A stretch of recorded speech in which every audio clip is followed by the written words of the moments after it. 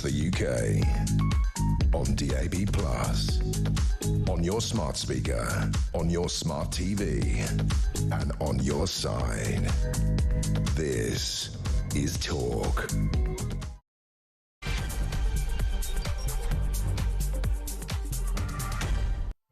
Yes, good afternoon. Welcome back. It is the home of Common Sense, coming up on 3 minutes after 1 o'clock. Keir Starmer has marked VE Day by pledging to use Britain's rising defence budget to honour the past and protect the future, he says, saying that World War II is not just history. This is the royal family and senior politicians attend a service marking 80 years since victory in Europe. Meanwhile, Donald Trump says a new US-UK trade deal is full and comprehensive. It's a beautiful deal. And it will cement the relationship between the two countries for many, many years to come, ahead of that expected announcement this afternoon. We reckon about 3 o'clock-ish. The president, no doubt, coming out of the White House. Is he going to do it on a podium in the Rose Garden? Who knows? We'll bring it to you live right here on Talk. And all migrants will be required to speak fluent English to stay in the UK under tougher visa rules as ministers come under fire over soaring asylum costs, now expected to outweigh any kind of savings from scrapping the winter fuel allowance. It's almost as if the government don't know much about basic economics. We'll bring you that as well. Everything you need to know, all the breaking news right here on Talk 0344 499 1000. So VE Day today, victory in Europe. It marks the day, of course, towards the end of World War II. I'll come back to that in a moment, when fighting against Nazi Germany in Europe came to an end. It was the 8th of May, 1945. Prime Minister Winston Churchill made an announcement on the radio at 3 o'clock that the war in Europe had come to an end following Germany's surrender the day before. So let's have a listen and a reminder to that historic moment from Winston Churchill. That in the long... In fact, we can bring you that historic moment in just a moment from Winston Churchill. So we know what happened, and of course it is worth reminding you that I'm sure most people have done their sort of cursory look at history. There was natural jubilation on this day 80 years ago that fighting had stopped, big celebrations, etc. But of course, you know, there was that memory of the many, the sadness and the reflection of those whose lives were lost, people who didn't come back. It's almost hard to even contemplate the enormity, the sheer numbers of mums and dads who never waved the flags in quite the same way. But they would have done in the memory of their children that didn't return. Many countries, of course, continued to fight battles in parts of the world away from Europe because, of course, the war continued. And that's why it's worth remembering that VE Day marks the end of victory for Europe over Germany, but it didn't actually mark the end of World War II. That continued up until, I suppose, you know, what's often called VJ Day, victory against Japan. And so there was a lot still going on whilst this monumental day was marked, celebrated, pondered on and reflected upon. Let's have a listen then to that speech. Winston Churchill reflecting and giving his comments back 80 years ago. Hostilities will end officially at 1 minute after midnight tonight, Tuesday, the 8th of May. We may allow ourselves a brief period of rejoicing. Today is Victory in Europe Day. Tomorrow will also be Victory in Europe Day. So that's what he said. And I'm going to ask this question. Why must we never forget? My little boy woke up this morning. This is the sort of thing a 6-year-old might well say. But what followed was rather interesting. He said, Daddy, can I... Because he's not allowed to have an iPad when he wakes up in the morning. He said, Daddy, can I have my iPad because it's VE Day? And I thought, well, it's a good bit of logic. from that. I got what he was trying to say, and I said, do you know what VE Day is? And they'd obviously been doing it at school, but it hadn't come up. They've got, I know today that, you know, the kids can go in dressed as in red, white and blue. They can wear what they like in that respect, and I think they've got some speakers in assembly and stuff. He said it was when it's to remember the soldiers who died. And I was delighted that even at the age of 6, they had been taught that in school. You know, we do so many subjects about the kind of nonsense that some people would like to see on our curriculum, and maybe more disturbingly, the kind of thing they want to take off our curriculum. But a group of 6-year-olds were au fait with the basic headlines of what VE Day is. And thank goodness, and I hope that stays with him for the entirety of his life. And this is the 80th anniversary, of course. There will be a big moment when it's the 100th anniversary. None of those people who were children back then are likely to be around at that time. But we must continue, surely must continue. Just tell me why it's important that we carry on remembering this moment. Why is it important to you? 0344 499 1000. And what does it signify to you? I look at this from so many different angles. The obvious one of freedom for Europe and the wider world, and being able to dismantle and fight and eventually win a war against Nazism and oppression and all that could have followed afterwards. And the symbolism of that really isn't over. We still see pockets of disruption and areas. You could look at Ukraine as an obvious example, but not just that. You could look at anti-Semitism as an obvious example. Areas where, you know, there is still unsavory legacy around what went on at that time. So that's the obvious reason why it's important. And when I look back and speak to them, we'll be speaking to some of those voices today, people who were around at that time. If you were a 10-year-old 80 years ago and 90 years old today, then I can only imagine your entire childhood up to that point, when you begin to remember stuff, would have been defined by war. That's all you would have known. Our country is at war. We're fighting a battle. We are the good guys. They are the bad guys. We're going to try and win this battle. And then suddenly, the age of 10, the innocence of those times, the sheer level of heady innocence back then, to me, is extraordinary. And I don't know, people will make arguments about, you know, would it have been, were we a better people back then? Ration books, if somebody came to school with a banana, for goodness sake, everybody would have pointed, where the heck did you get that from? This would have been seen as like kept bringing treasure into school. You had to queue up for your food, turn your lights off at night. There was no, it was the lack of that kind of instant gratification, I suppose. It kind of symbolized a total void of instant gratification. And I just wonder whether we kind of developed better as a people, morally as a people, as a result of that. As a result, there would have been a collectivism that you couldn't have organised through a political party because it would have failed. But this just happened. What followed was a collectivist house building program, a health service, and all that went with it.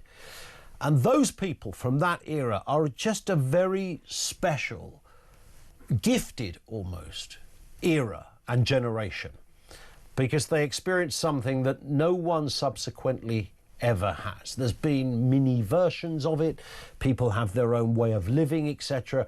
But as a country, we often ask, you know, what defines us as a country? There could never have been a time when you felt more defined than VE Day back then in 1945. It must have been tangible, left, right and centre in front of you.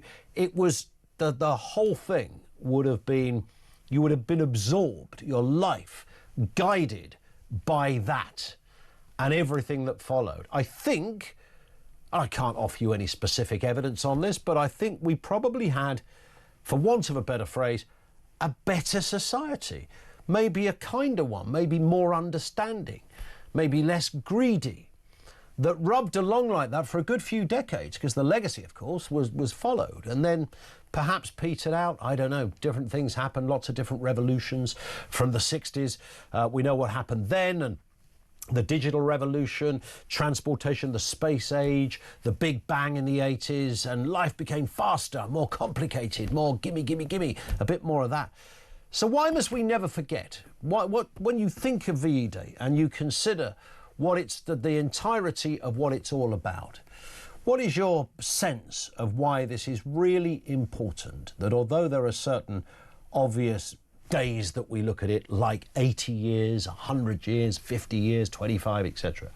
But every year, why this is important, that our kids are fully aware of what the battle was, why it was fought, and what it meant. Our lines are open on that, 0344 499 1000. Let's get a word on this and the other big stories of the day. Simon Danchuk, the former Labour MP, now a Reform UK member, is back with us. Good afternoon to you, Simon. Good afternoon, good to be with you. And good to be with you as well. I mean, let's start with VE Day. Keir Starmer, the Prime Minister, marking that day, stressing the importance of defence spending and safeguarding peace, citing Ukrainian soldiers in London's parade. Let's have a listen to his comments this morning. On VE Day, 80 years ago, politicians of all parties and stripes understood that a people who'd sacrificed so much were owed a great debt. And the truth is, people today are too.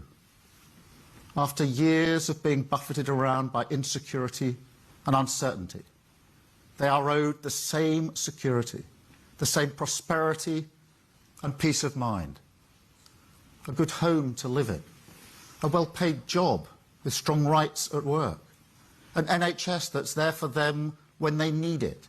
Build a nation that once again lives up to the promises made to that generation who fought for our values, our freedom and our security.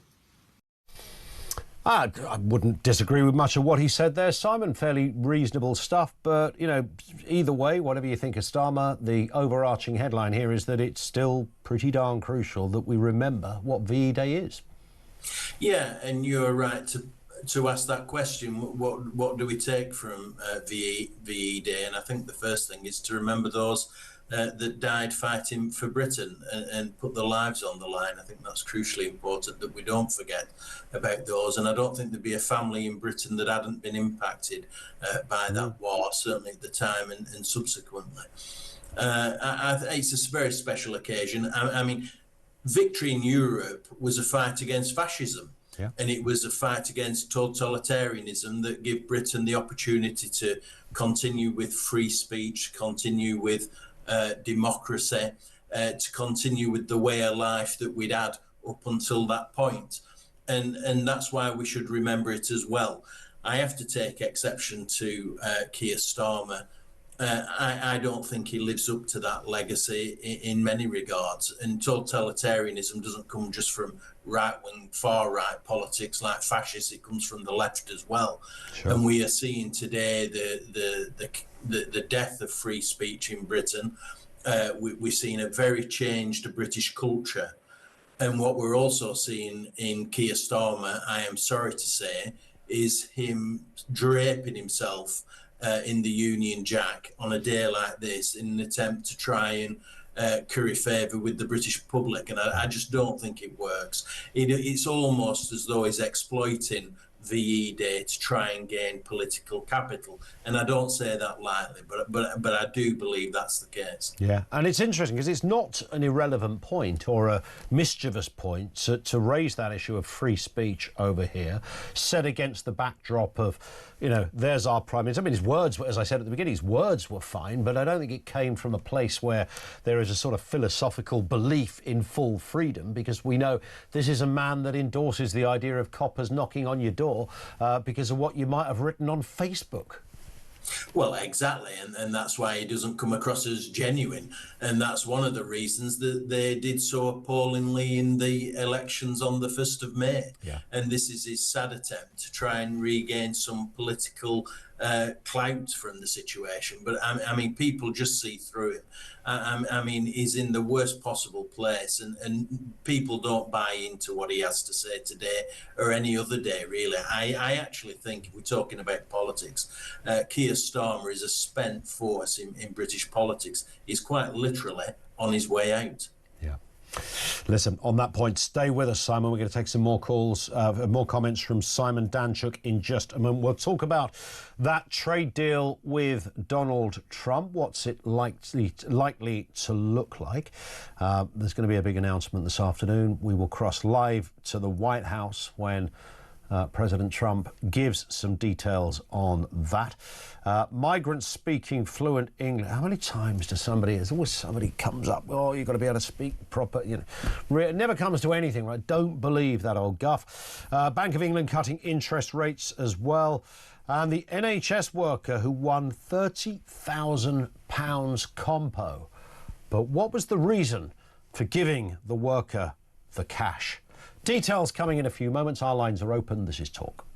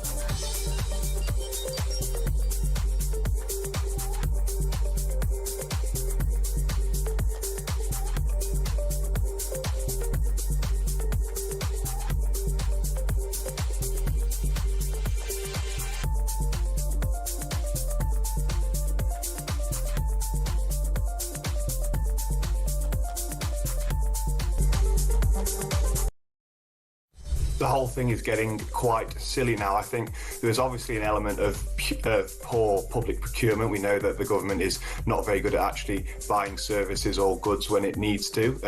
But I think in general, the whole scale of the increase, in general, the asylum system cost us about £600 million a year in 2019. It's, forecast to hit 6.4 billion a year this year. So there's been a huge increase, a near tenfold increase in the amount we're having to spend. And that is because, as we know, those small boats have continued to come across the channel.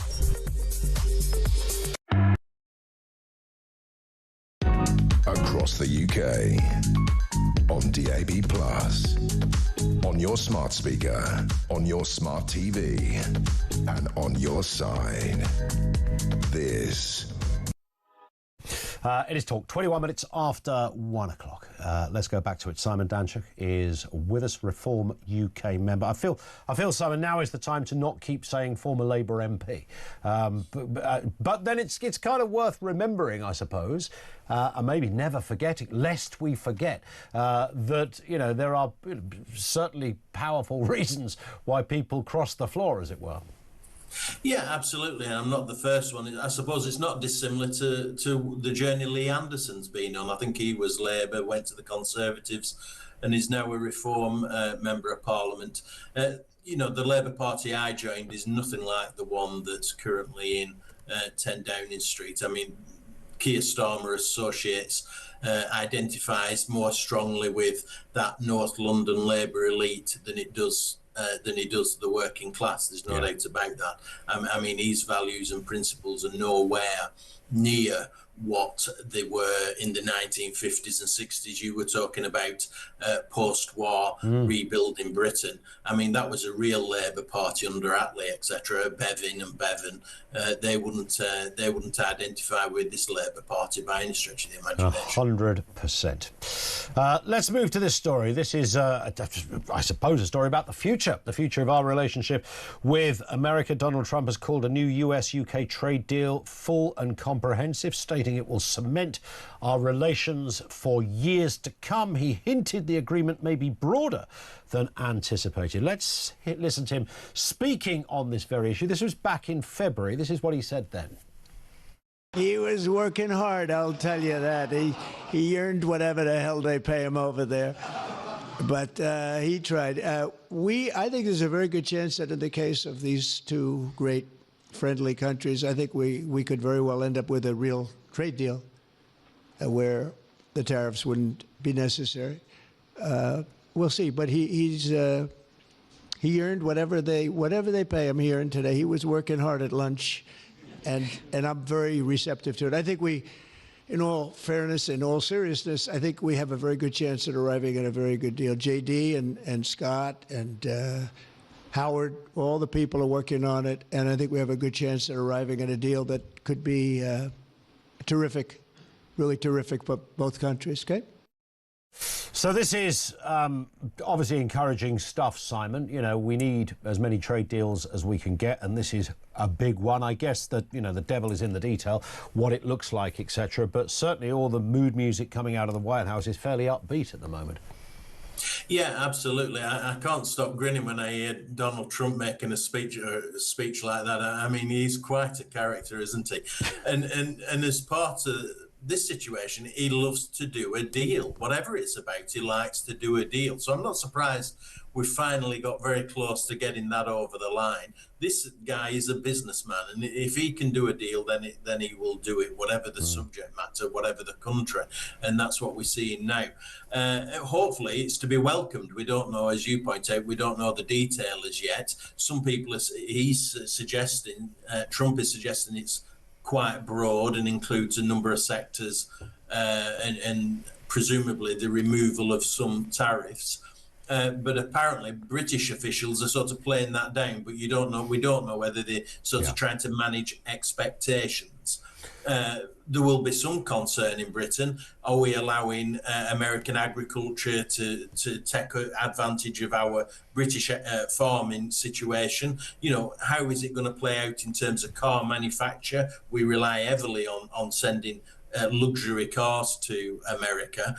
What does it mean for American cars coming into Britain? So it'll be fascinating to see what the deal is. I've no doubt about it. Jonathan Reynolds, who's the Secretary of State for Trade and Industry and Business, will have been working hard at this, as will many others. I actually rate him as a minister. I think he's done a good job. He's done work around the India deal, trade deal. More of these are what we need. That's why we came out of the European Union. So it's good that we're doing trade deals. Will this one be enough to satisfy both America and Britain? We'll have to wait and see. Indeed. So 3 o'clock this afternoon, that press conference in the White House. It's followed with the Prime Minister providing his own update on those talks at around about 4 o'clock this afternoon. All of those events you'll hear absolutely first here on Talk. Story number 3 here, Simon. This is a bit of a deja vu moment, because I know how many times we've talked about all migrants will have to be fluent in English in order to stay in the UK. That's just part of the story. The other part is the news we broke yesterday that migrant hotel accommodation is set to cost the taxpayer £15 billion over 10 years. I mean, you can't make these numbers up. It's like from sort of some bad, horrendous online show about, you know, how politics wrecked the world or something. I mean, it's ludicrous we can even use these numbers or say these kind of figures out loud, but that's where we're at. Firstly, on learning English, I mean, my initial reaction to that was good luck with this. Yeah, I mean, just for your listeners' benefit, the Labour government, Keir Starmer, is bringing forward on Wednesday some proposals for changing the immigration legislation, one of which is to make people on work visas coming to Britain be fluent in English. Well, as you pointed out, I mean, this is nonsense. This is complete political fluff. Why would you employ people on work visas to come to Britain if they couldn't speak English in the first place? And if you look at the detail, what they're also proposing is that illegal immigrants, asylum seekers that come here, have got 5 years to learn English. So that's the distinction. People are coming here by boat, and we've had 11,000 of them since the 1st of January, the highest number it's ever been. They've got 5 years to learn English. So this is just, this is just dodgy politics, really, coming from the Labour government. And my conclusion is that Starmer is in favour of open borders. He's quite, this idea, more broken promises around immigration than you can share as stick ads. Smash the gangs. He hasn't smashed any gangs. He said he was going to take people out of illegal immigrants out of hotels. That's not happened. It's gone up. I mean, it's total nonsense. Well, he smashed a few records, as you say, for the amount of people that have come over so far. And the thing about learning English, I mean, how does that actually work in practice? Do you go to a kind of, local authority office and somebody tests you, and if you fail to read a sentence fluently, someone, they send a taxi and take you to Heathrow? I mean, how does that even work? I can't imagine there's any workable way around this.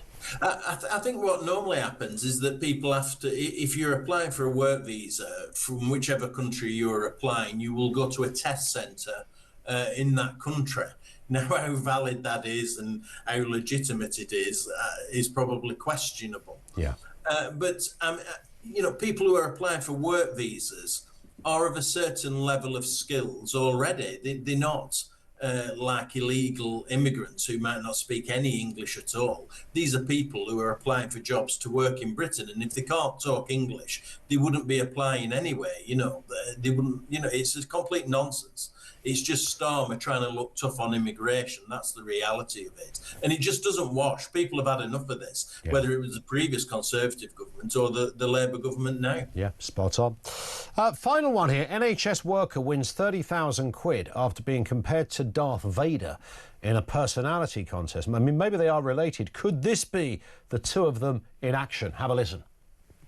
If you only knew the power of the dark side. Obi-Wan never told you what happened to your father. He told me enough. He told me you killed him. No. I am your father.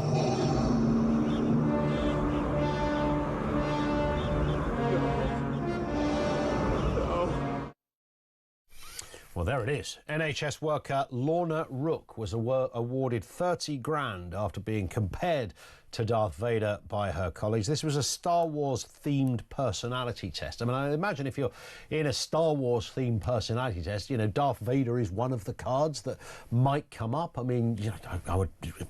Chewbacca could have been something that somebody would have had the hump with. I don't know. There's many other characters in Star Wars, but she said this was... it was upsetting that she was labelled with having a sort of Darth Vader type personality. So she went to the judges, and the judge said it was reasonable for her to feel insulted. So it's an insulting thing.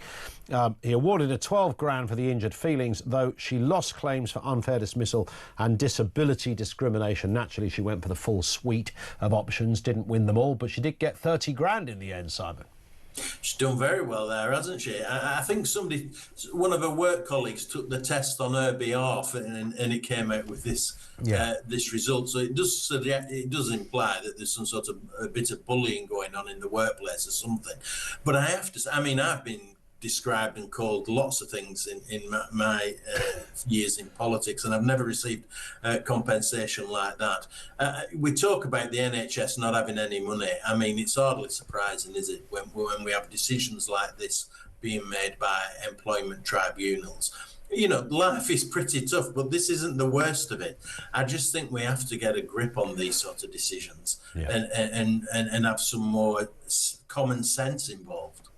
Well, you'd think so, wouldn't you? You'd think so. I don't know why somebody came up with a Star Wars-themed personality test anyway, but there we are. That's what they did. She's 30k better off, but she did lose her claim for unfair dismissal and disability discrimination. Listen, Simon, we hit the clock. Thank you, as ever, Simon Danchuk. He is I'll say it again, former Labour MP, but now a member of Reform UK. Over to you on that. I think this is a really crucial question.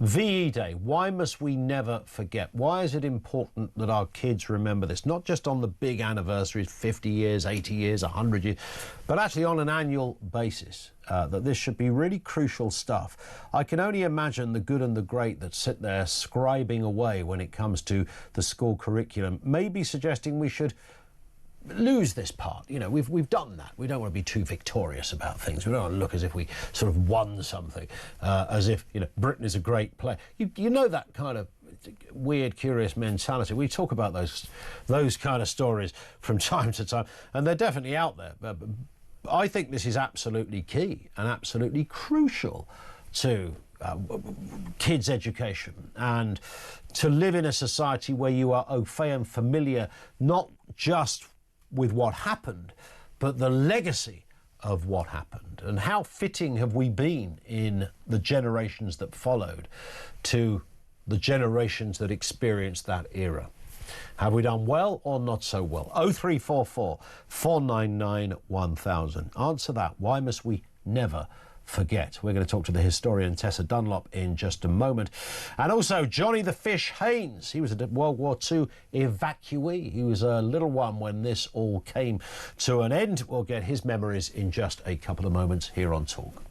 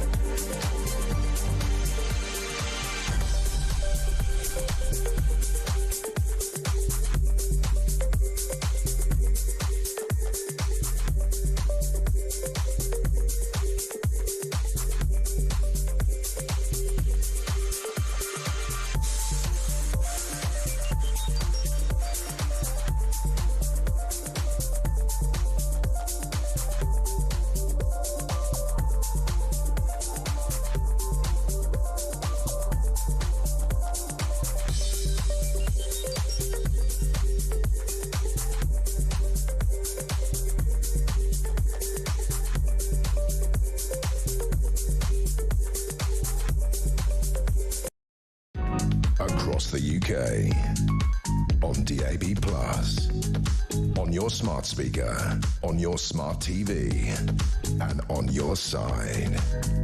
This is Talk. It's 25 to 2. This came in from Cliff, who says, "Afternoon, Ian. That off-the-cuff remark you made about how we were told the good guys fighting the bad guys, which I would imagine how kids, certainly back in the 40s, would have had that sort of polarised view of everything." Cliff says we were also as kids that we would win because good always triumphs over evil and that God was on our side. When we did win, we felt great, elated and proud. I wonder how German kids felt, whether they were told something similar. I doubt if they were told they were the baddies, but by their teachers and parents.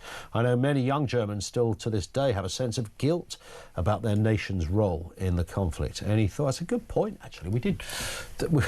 We were thinking earlier about who we were going to talk to on a day like this, and somebody just very casually sort of was, there's probably plenty of German people out there with memories that would never talk to anybody. Very different story they will be telling in Germany. But of course, what the regime did is a very different scenario to what individuals and people went through themselves. In a moment, we're going to be speaking to Johnny the Fish Haynes, a World War II evacuee. He remembers that era. First, Tessa Dunlop, historian and author. Tessa Dunlop, how the heck are you? Very well, actually. I'm imagining what it might be like if there was a cyber warfare attack right now in London, because for some unknown reason I don't have internet. So I'm sitting in a cab patched through a very kind Mr. Trevor the driver's mobile phone to talk to you. Good and old Trev. The question about why we commemorate and why it's important. Yeah. And Ian, generally I'm seen as being on the progressive left. Some people even I wouldn't even say progressive with you, Tessa, but that's another story. Okay, that is another story. But it's interesting how I differ now from some of that camp on commemoration, because I believe strongly in commemorative events and anniversaries. That's grist to my mill, you could argue. I'm a historian, that's what I write about. Why is it so important? Because actually, and today's world speaks to this, freedom is not free. And if we don't lionize, and I use that word with caution, but I think it's the right word. If we don't lionize our heroes and the men and women who serve in our military, both then and now, how do we expect them to go the extra mile when the worst happens? Good point. You have to big them up as heroes because they have to go above and beyond in a way that's unimaginable. And I think it's important that we use the past to remind us in the present, freedom is not free. Yeah, that's a great phrase, and really does sum up the very serious sense of what we're talking about here. Of course, back in 1945, 80 years ago today, yes, there was jubilation. There were people planning street parties, going to church services, goodness knows what. Of course, there were many others where the day was not quite as jubilant for obvious reasons. Little boys and girls didn't come back because, of course, they were out there fighting. And, of course, also worth remembering, don't need to tell you this, Tessa, that today doesn't mark the 80th anniversary of the end of the war, because that was a few months down the line, but it does mark victory in Europe, which, of course, was centre to all of this. I was saying earlier, I can't imagine growing up at that time and being around at that time when the entirety of your short existence on the planet as a kid and then into adulthood would have been completely enveloped and informed by this event. Yeah, 100%. And actually, I've just written this new book, Lest We Forget. It's all about the way in which we commemorate. And if I speak to, and I do speak to, individuals who served then and who felt unseen because for whatever reason they weren't in uniform. A classic example is the Bevan boys, and they were 80,000 men longing to get stuck into the Germans because that is how they felt. That is how they were brought up to feel. They come of age. It's 1944, the big push across the channel, and they're tapped on the shoulder. No, mate, your name's come up in a ballot. You've to go mining. Sorry about that. No uniform, loads of sideways looks, loads of suspicion. People didn't realise they were drafted. They were compelled to serve underground, and they have lived under the shadow. They've not been involved in march past. They were overlooked by the British Legion. Only in 2013 did the Bevan boys get seen, get their memorial, memorial, get their badge. And actually, it's a reminder of the pride that was taken, the pride at stake of serving in your uniform, the pride of actually going out there for, at the time, king and country. And I think that's one of the reasons why we have pride in our military, Ian. And it's one of the reasons why I think exceptionalism can be dangerous. You know that. I'm a Ramona. You know that I worry about us over-egging the kind of British pudding. But I think one of the reasons why we've been so unequivocal on supporting Ukraine, and we do poll, it's about 80%, the British public support for Ukraine, is because we understand the importance of revering and respecting and serving in your military. We understand the value of freedom. We were fortunate enough, partly because of our geographical island status, we were fortunate enough to be serving and fighting on the right side in World War II, and that's informed what we've done ever since. Not all our calls are correct, but last night, part of this project, I was speaking to a mother of a son who died in Afghanistan. Yes, that's a contested war. Many of the wars we fought subsequently, because there has been no peacetime, let's own that. Many of the wars we fought subsequently have been controversial, sometimes actually questionable in terms of their aims. But the men and women who served, they were never, very rarely actually called into question. That idea of a British military uniform and it being the best of the best, that's what we need to work towards, hold on to, never don't question it. We need to always interrogate it. But the day we lose pride in that uniform and that service is a very worrying day indeed, I think, Ian. Indeed. And just a final point about why we must never forget. I said at the beginning of the programme, Tessa, my little boy came down this morning. He's 6. He says, Daddy, can I have my iPad today because it's VE Day? So he was using this as a little mechanism. And I said, OK, what do you know about VE Day? And they've been teaching it at school, which I was really pleased to hear. And he knew that some soldiers had died, and he knew that, you know, we must remember those soldiers. And I was, given we spend so long talking about what is and isn't on the curriculum, what sort of interest groups want to take things out or put things in, the fact that it's still there is great, but it must always be there, Tessa, surely. Yeah, although I'm going to just be a little bit naughty here and say, can you give me the start and end dates of, say, the Napoleonic Wars? Good point. Yeah. So how far do we go? Indeed. Remember, there was a whole generation of schoolboys growing up in the 19th century that were playing soldiers against French troops, not against German troops. And these things evolve. Nowadays, you know, it's American. And on that point, Tessa's, I think she mentioned the French. I think obviously she did say about there being digital warfare with her line to us. I think that's probably what did it. I think government central office just thought, no, we can't have any of that romanticising the French. Tessa Dunlop, historian and author. Her book, Lest We Forget, War and Peace in 100 British Monuments. She knows her terrain, and she is very proud, as she said at the beginning, despite her politics being elsewhere on so many other things. If you know Tessa, you'll know what I'm talking about. But on this one, we should lionise those who fought. Let's get a word now with Johnny the Fish Haynes, who was a World War II evacuee. Johnny, good afternoon to you, sir. Good afternoon. Lovely to have you with us. I mean, just give us your overview, firstly. When somebody says VE Day, does that feel to you very special? You remember the actual day yourself when you were a kid? I do. I was at school, and the headmaster come onto the platform in the morning, and he said, I've got some good news to tell you, that the war is over. Wow. And you have got the rest of the day off. And I went home, and everybody where I lived had heard the news, and they started putting out flags, and there were no flags in there, but homemade flags. And in the evening, we collected all the rubbish, and we had a bonfire in the middle of our road.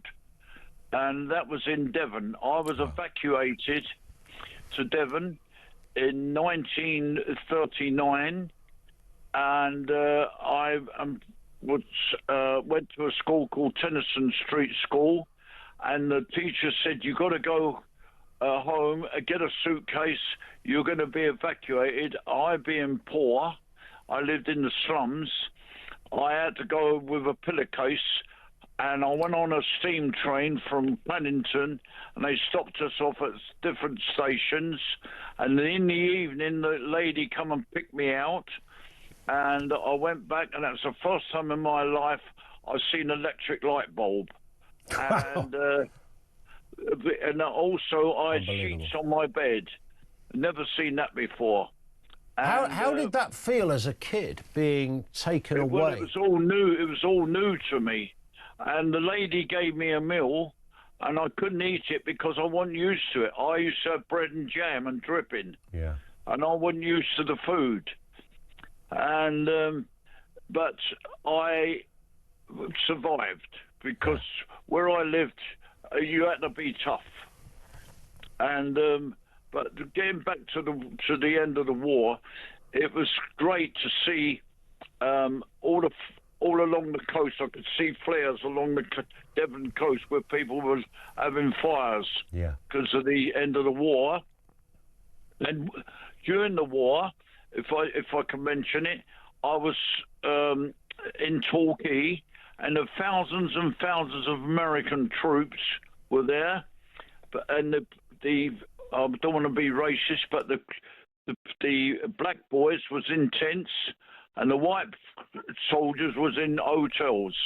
That's which interesting. I thought that was bad. Yeah.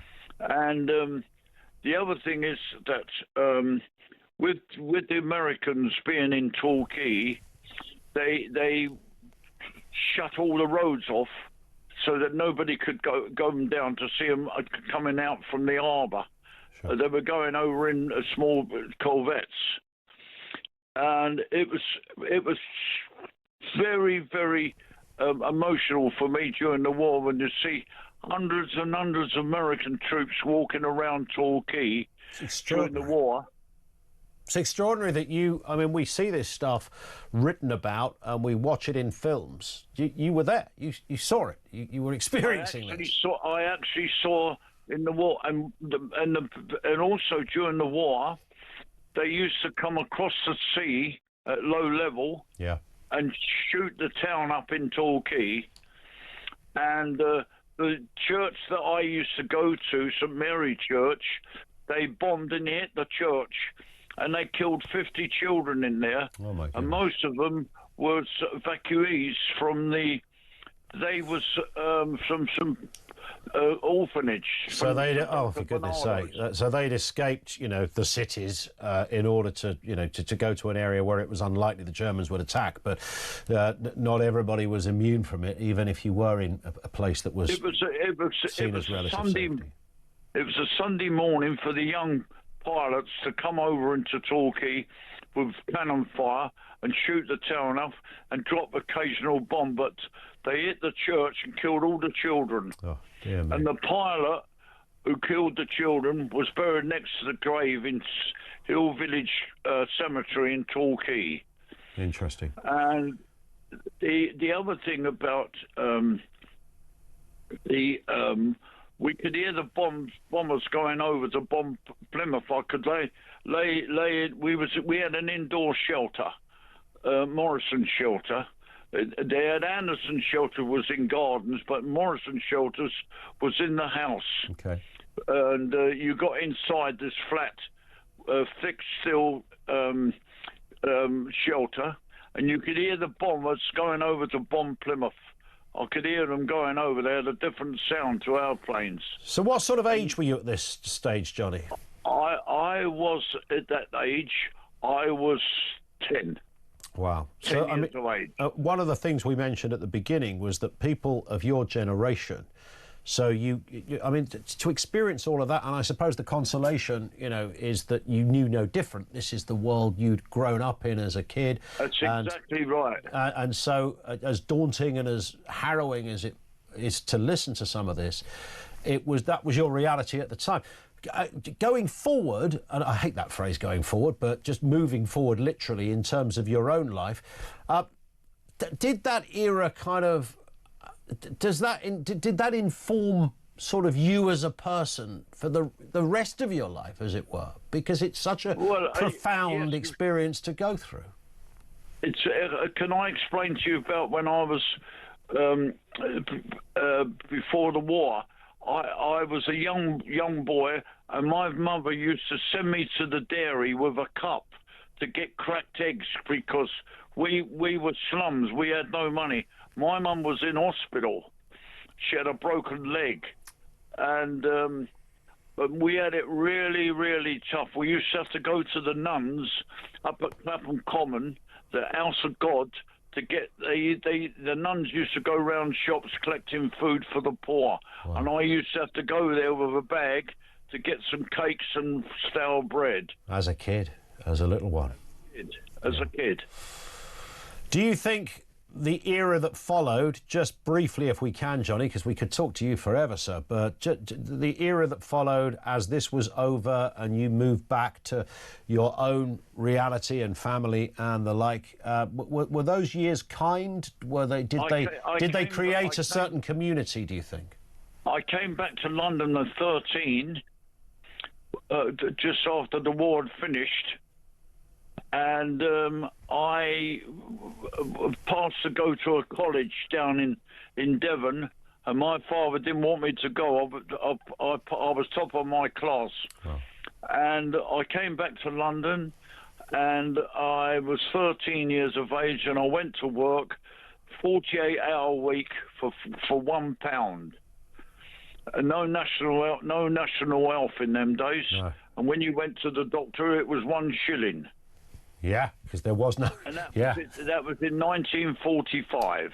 Well, listen, it's more than a pleasure, Johnny, to speak to you. I mean, let's speak again, because there's so much more to say about that, but that's an abridged version of Johnny's journey during that time. Johnny the Fish Haynes, and I'll let you know why he was called the Fish in just a moment. This is Talk.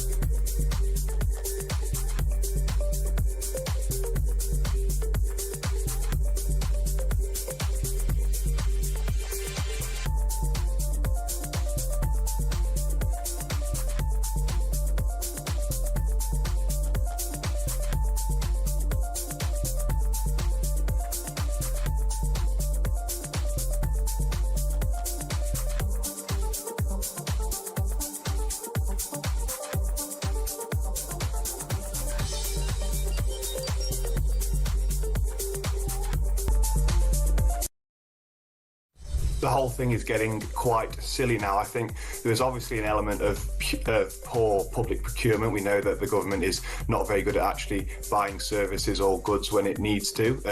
But I think in general, the whole scale of the increase, in general, the asylum system cost us about £600 million a year in 2019. It's, forecast to hit 6.4 billion a year this year. So there's been a huge increase, a near tenfold increase in the amount we're having to spend. And that is because, as we know, those small boats have continued to come across the channel. Across the UK, on DAB+, on your smart speaker, on your smart TV, and on your side. This is Talk. Known as Johnny the Fish, because he only eats fish. Pretty much only eats fish. Again, just the detail of what he described there.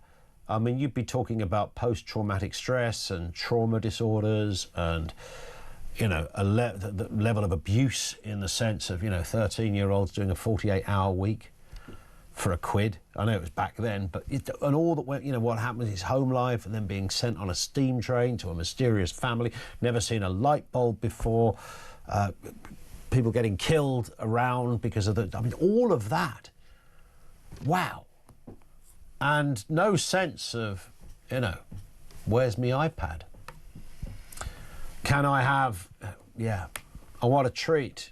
Could I, none of that. You know, a treat was literally to have dinner. This is Ian in Bridgend. Ian, afternoon to you. Hello, Ian. Good afternoon. Good afternoon. What are your thoughts? Just ringing in that, you know, yes, we remember it as a historical situation today, isn't it? But of course, you, me, and plenty of your listeners played a direct part in the victory in Europe, because we still paid off the debt up until 2004. That's very true, to the Americans. You know, with the Lend-Lease arrangement. Yeah, good point. Yeah. Interestingly, I was reading the other day that apparently France and Russia, they never had to pay back their Lend-Lease loans from America. It's just us mugs as usual. So I wonder why that was. I don't know. I haven't really looked in detail, but yeah, that is interesting. Do you think it's do you think it's fair to say we should never forget? Oh, indeed, yeah. You know, well, certainly from my own family's perspective, you know, I passed on the information to our kids and our grandkids about the way my father rather, he served in the Royal Navy from the age of 16. That's right, he joined up. Served in Norway, Malta convoys, the Russian convoys, Mediterranean. My mother, you know, she worked in the arsenal here in Bridgend, along with my grandfather, who helped out with the Polish RAF pilots down at RAF St. Athens. So yeah, you know, it's important to my family, and hopefully they pass it on to the future generations. Absolutely right. Absolutely spot on. Ian, thank you very much indeed for that. And something that we can say forever, we should never forget, and we teach kids in history lessons, and the profundity of all that happened, and both the horror and the joy and all these crazy emotions, particularly when it came to an end. You can go through that forever, but the bit that we can never really retrieve, you can hope for, you can romanticize it, is really that sense of living in a society that knew nothing about instant gratification, that knew nothing of the heady levels of selfishness that we see so often, and really did embrace and relish a sense of community, even if it was kind of coerced or happened organically, I suppose. Now, there's lots of things you didn't have back then, and some people say, what, you really want to go back to no central heating, couldn't go on holiday, couldn't sit. I get that as well, but I think we maybe lost something, and there's something that perhaps we should ponder on a little bit when we move through the years. This is Talk.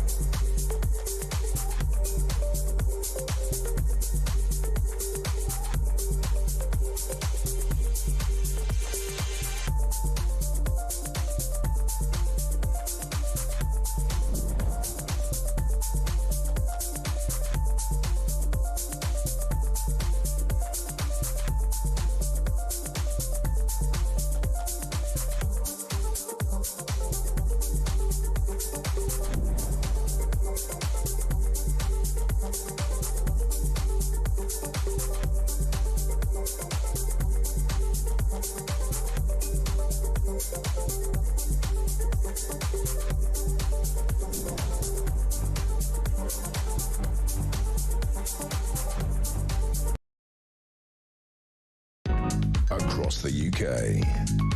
On DAB+, on your smart speaker, on your smart TV, and on your side.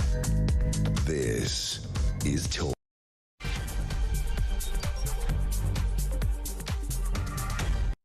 Coming up on 3 minutes after 2 o'clock. Yeah, good afternoon. Welcome back to the home of common sense. Keir Starmer has marked VE Day by pledging to use Britain's rising defence budget, well, a bit, to honour the past and protect the future, saying World War II is not just history. This all happened, of course, as the royal family and senior politicians attended a service to mark 80 years since victory in Europe. Why must we never forget? I want your thoughts on that, and if you are of senior years and have memories, or the memories passed down by your grandparents, I'm all ears at this end.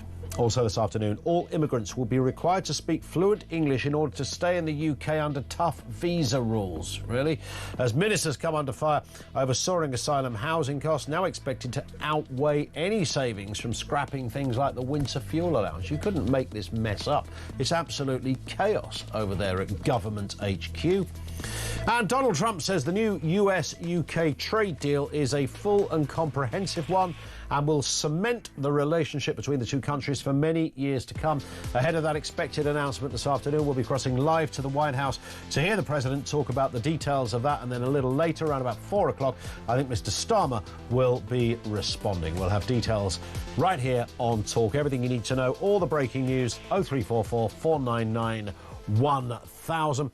Some comments coming in from you. This from Colin. It is important to remember VE Day because it's the time period that the British people had a backbone. There really was that. I mean, listening to Johnny just before the news, I mean, yes, of course, there are still kids who grow up in extraordinary, struggling and very difficult circumstances, but perhaps for a whole different set of reasons than what was happening back then. And he said, you know, we were from the slums, were his words, and that wouldn't have been... Today, you think, oh, that was just a tiny, you know, maybe there was a few streets in the UK that were from the slums. Loads of people were from the slums back then. Where my dad grew up in Grimsby back then, I don't think that was much better, frankly, although they, you know, all tried to keep nice, tidy houses and clean their step on a weekly basis and all that palaver that we're fully aware of. Living in the slums was far more normal than I think some people like to think it was. This one from Tony in Scunthorpe, just up the road from where I was just referring. On the subject of VE Day, I honestly believe if those brave men and women were to see our country today, they would weep, and our politicians should be ashamed. As a 23-year-old Army veteran, 23-year Army veteran with active service in Northern Ireland and Iraq, I can begin to understand why some of your younger people may not be prepared to fight and serve our country. Remembrance Day is difficult for me as I look back at the conflicts, and I do not believe we are honouring the memory of our fallen, says Tony in Scunthorpe. Tony, thank you for that. That's a very powerful point as well. You know, we're not going to live our life solely by wars, but I don't think we should be apologising to want to, I think, make it a very high-profile theme throughout the teaching of history.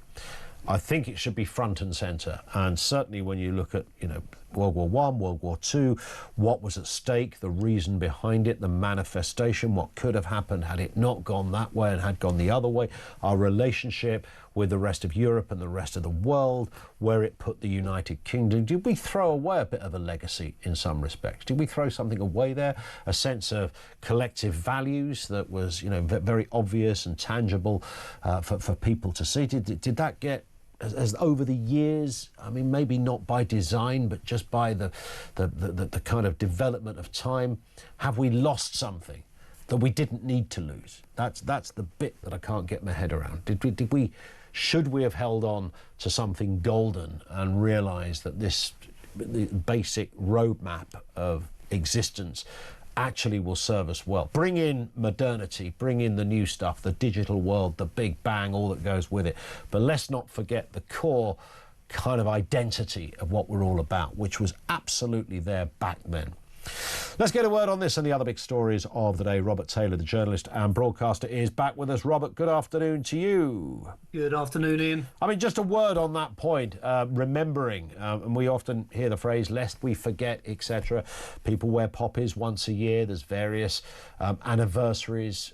We see troops, past and present, marching at different parades. We're aware of some of the monuments, but it's true, isn't it, that we should always have within us that little torch should kind of always be burning somewhere.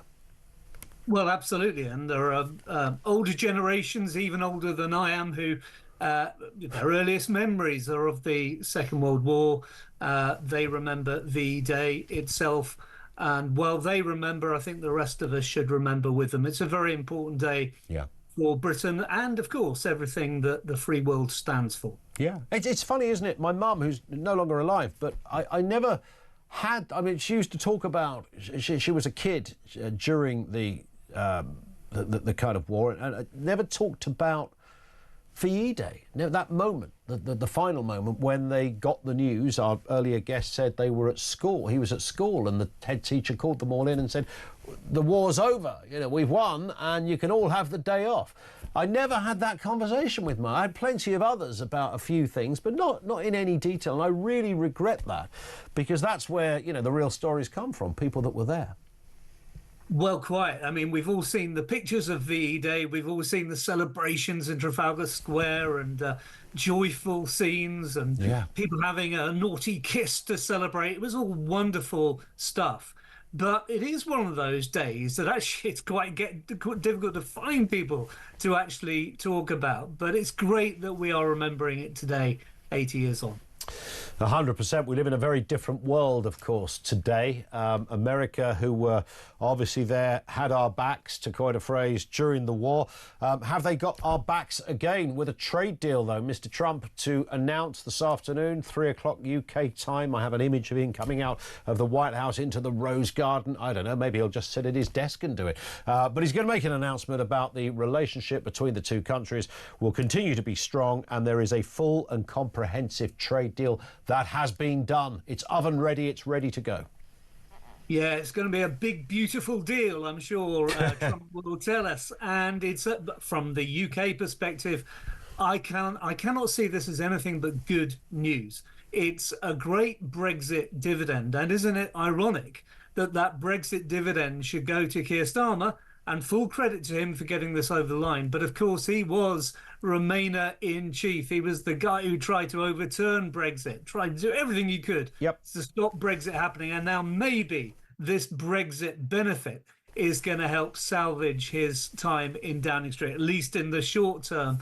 It's a good thing for Britain, and it's got to be good, I think, for Starmer today. Well, we would hope so, and we're going to get that speech at about 3. Starmer's going to respond at 4. Obviously, he already knows what's in it and what the details are.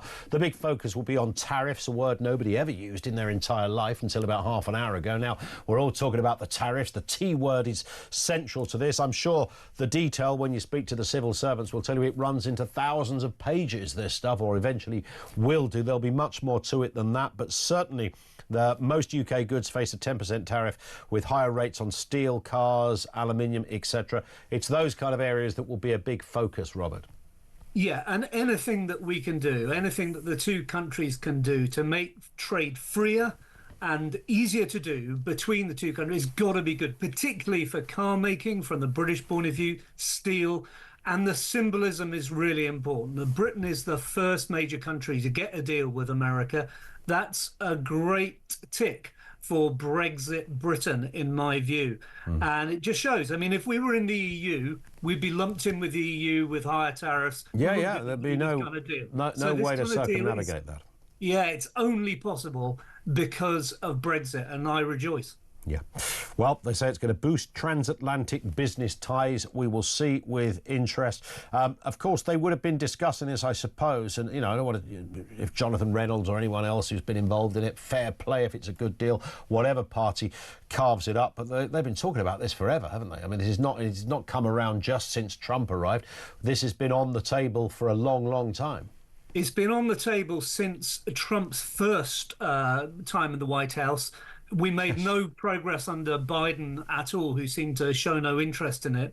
No coincidence it's got over the line now that the Britain-loving Trump is back in the White House.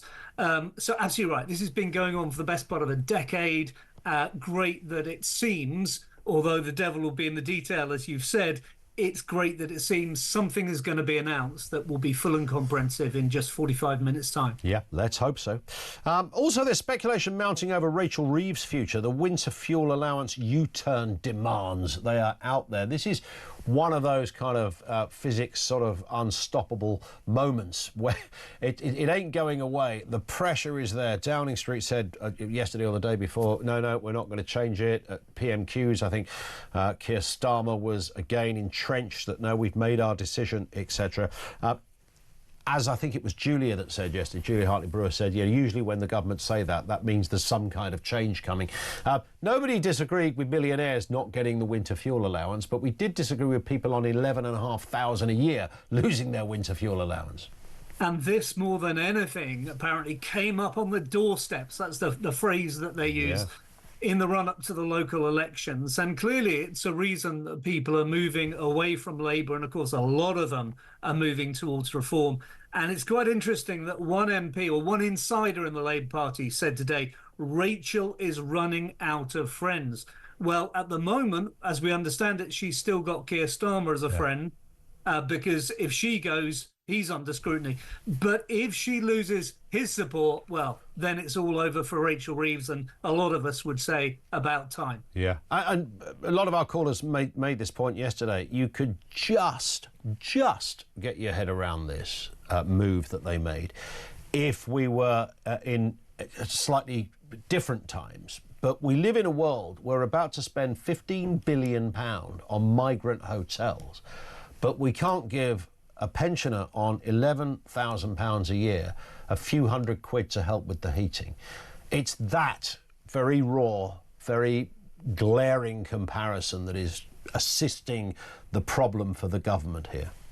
Yeah, I would definitely say the migrant hotels and the Chagos deal are two that people are saying, why are we giving away money, effectively throwing money away on those two things, and yet we're penalising really vulnerable pensioners. It does seem extreme, and it seems such a political miscalculation. Just about the first thing this government did when it got into power, what was it, 8-9 months ago, is still coming up on the doorstep. It will still be remembered. That and freebies, two things that happened right at the beginning of the Starmer premiership, and they'll be remembered, I think, until the day he leaves Downing Street.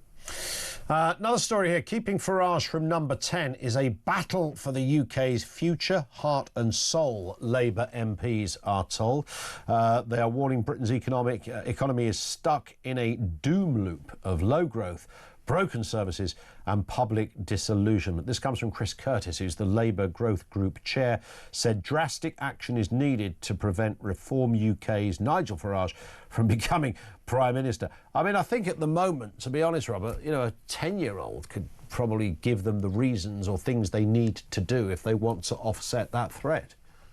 Well, absolutely. They need to get in a grip on illegal migration. Clearly, smashing the gangs was just a cliche that they came up with. It's not working. We need something much more serious than that. Possibly to follow what the Germans are doing. They've started taking it a lot more seriously with their incoming government. And, of course, the economy. Tax rises are stifling growth. So the economy and migration seems to me are the two big things that this Labour government needs to turn around. And that means changing policy, changing tack, and they've got to do it quickly. Otherwise, this momentum behind reform is going to lead to Nigel Farage in Downing Street. They fear that. A lot of us would say, well, that's what you get when you screw up government. I do wonder, though, Robert, whether some of them just don't get it. They just can't. They say they get it, you know. Oh, you know, the voters have spoken. We will listen, etc. But you know, in their soul, I don't believe they really understand what's happening. I think they sense it's a blip. It's like there's a bit of a protest party. They're having their moment. They'll soon scurry away. don't worry. I genuinely believe that a lot of Labour and the Tories as well are still stuck in that mindset. They are indeed, and this is exactly what they were stuck in before Brexit. They didn't believe that the British people would ever vote for Brexit, and then when they did vote for Brexit, they said, "Oh well, they just got conned by Vote Leave. We've got to overturn the referendum." So you're absolutely right. There's this sense of denial among some of the, you could call them great and good, and I use that phrase ironically, that just doesn't understand the extent of the resentment and alarm out there in the country about the direction in which Britain is going. Yeah. Just a final word. Bank of England cutting interest rates. Good news on the mortgage front, of course. They've gone from 4.5 to 4.25. That's the fourth cut that we've had in the last sort of 8-9 months or so. Apparently the policy committee, the monetary policy committee, were divided. 5 supporting the cut, 2 wanted 4%, 2 preferred no change at all. But it's a democracy over there in the Monetary Policy Committee, apparently, and that's how it went. So I suppose it's a bit of good news for people that are looking for a better mortgage deal, but not necessarily a full game changer for the British economy. Absolutely bang on, Ian. It's got to be good, and it's again about the mood music. It'll just loosen the thumb screws of this cost of living crisis. For most people, it's a good thing, certainly anyone with mortgages. And a good thing for Keir Starmer. So his day just gets better after an absolutely rank week last week. Yeah. He's had a good day today. 2 bits of good news. Well, let's see what it does to his opinion poll ratings. Absolutely. Robert, thank you as ever. Good to see you once again. Robert Taylor, the journalist and broadcaster, thank you to him. Anything that you heard there you want to pick up on, 0344 499 1000. Naturally, unapologetically, we're having a particular focus on VE Day. Simple question. Why must we never forget, if you are of a certain vintage where you were there as a kid and you remember all of this, or if your parents or grandparents passed down those kind of stories of what was going on there and what it meant. We can look at the romantic stories we heard from Johnny earlier with an incredibly powerful personal account of what he as a little 10-year-old experienced, what he saw, what he went through, etc. The wider question about where we're at as a country, as a world, of course, it's a better place for being able to defeat fascism on such a huge and troubling scale as the Nazis were showing. We've learnt lessons. We haven't learnt all the lessons, though, have we? We really haven't learnt all the lessons. In Europe right now, we have the subjugation of one country from a superpower. So it's still kind of going on. Might not be making the same kind of headlines, might not be as, to coin a phrase, as big. But if you live in Ukraine, it's as big, believe me. Lots to talk about on that. That's why we must never forget, as far as I can see. Thoughts on that as well, 0344 499 1000.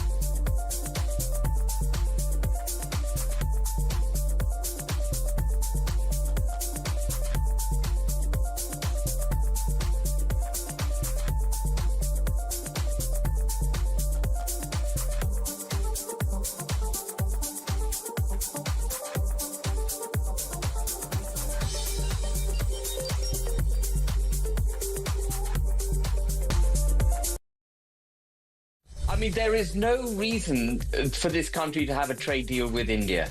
What benefit do we get out of a trade deal with India? Any goods we produce, which they want to buy, they have to buy anyway because they're high-tech goods made in the United Kingdom, incapable of being bought from anywhere else.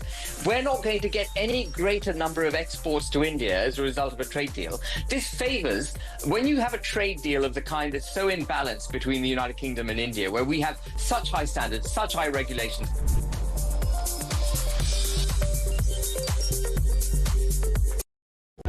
Across the UK, on DAB+, on your smart speaker, on your smart TV, and on your side. This is Talk. Sue makes a very, this is a very powerful, very upsetting point, but she says, on this day we must also remember the weight of war on those who stayed at home. I often think of my grandmother. She lost a 5-year-old daughter in a tragic accident 10 years earlier. And when the time came, both her boys went to war, my father to Burma and his brother to the Merchant Navy. She thought she was going to lose her boys as well and took her own life in November 1944. If only she had held on, as both her boys returned safely. You can only, I mean, that's so distressing to hear that, and I'm so sorry, Sue. A story that I'm sure is never far away from your family and thoughts, particularly on days such as this. But it's on the wider point of the toll that it would have taken.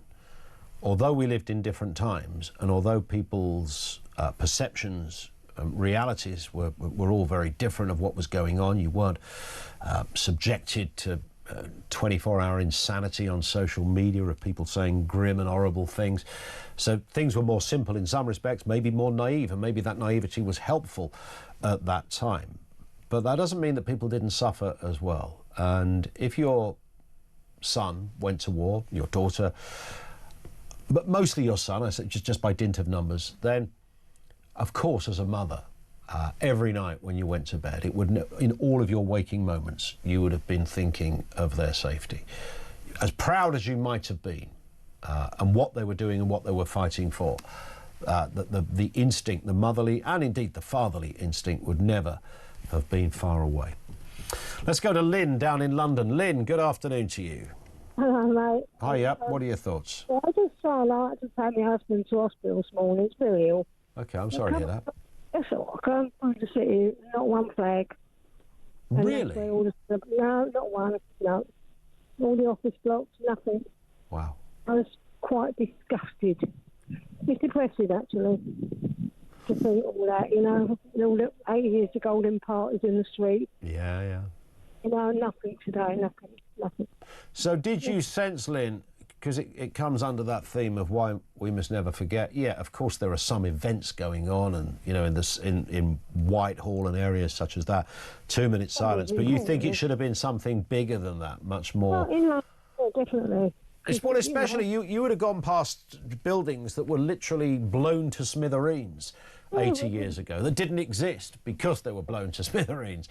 I mean, that part of, you know, that's where they were aiming for, right? That very place. Yes, and it's nothing, you know, I've got family stories about it. The uncle was fireman and all that, but his brains and his legs. And yeah. It's tearing his eyesight up the ladder. Wow. But, it's a very good point. I never really thought of it like that. I mean, it applies to lots of big cities and areas around the UK. But of course, you know, the capital city was the bullseye for the Germans. Of course it was. And, you know, we know what happened in East London in particular. And if you're driving through that area, you'd think today of all days there might be some acknowledgement of the, coming to an end. Even the tourists looked a bit disgusted. There was just a few of them. Wow. Yeah, I get it. Lynn, I wish you luck. I hope your other half, I hope your husband can find his way through the phase of illness that he's going through. And thank you, Lynn, for your call. Paul is in Newport on this question of not forgetting. Paul, what are your thoughts? Hello. Hello, Ian. Good to speak to you again, my friend. You too. Just a thought, okay? After the war, in like 46, 47, yeah, there were 18 million orphans orphans throughout Europe and the UK. That's no mother, no father. Both had been killed either at the front line or in the Blitz. What were the years you said then, Paul? I think the number was in 1947. Yeah. There were 18 million orphans in Europe. So if we say Europe and the UK, 18 million, no mum, no dad, right? But these are the kids, these are the youngsters that built Europe into what it is today, right? None of it. There was no. You just got on and did it, didn't you? You know, you just got none of this. Oh, I can't go out the door today. None of this sort of stuff. Yeah. And just as a sort of, I can remember my father. My father was born in '36. He said for his 12th birthday, he got a ball of string. That was his birthday. A ball of string, and I bet he was over the flipping moon with the ball of string. Yeah, sure. You sort of think. A lot of fun with the ball of string. Yeah, you lucky toad, you. Yeah. A ball of string. And it's so, I mean, if you speak, I live in a village, there's lots of old folk, you know, some of them well into their 90s. And you hear the stories. And I had one guy, I think I've told you before, he's not with us anymore. He was born in 1917. And I used to, towards the end of his time, he was blind and he couldn't read. But he used to get the newspaper. And I used to go around and I'd read the newspaper. Yeah. And I'd say things like, oh, the kids aren't going to school today, Ron, because it's snowing. And he'd say, well, don't their brains work in the snow then? I don't know, in case they fall over. And he said to me once, he said, I'll never forget, he said, oh, I just don't recognise the world I live in. He couldn't understand it. He could not get it. I mean, when in the end, there were certain topics I wouldn't talk about. I'd read the newspaper, of course. There'd be a thing about migrants, and he'd say, well, what, they're just coming over and we let them in. Well, why did my friends die then in the war? Yeah. And then he was lovely, and you sort of, so in the end, I would shy away from certain stories in the paper because he'd find it upsetting. It's interesting, isn't it, that's such a great comparison that the schools closed because it snowed. And let's be honest, never really snows that badly here, does it? They closed the schools, and they kept them open when the Germans were bombing the place. And I was thinking about this earlier, Paul. My mum told me a story once she said whenever an air raid siren went off and they go into the air raid shelters, and I think I don't know if they were divided up between boys and girls or just years. Her older brother was at the same school. So they would go in these air raid shelters.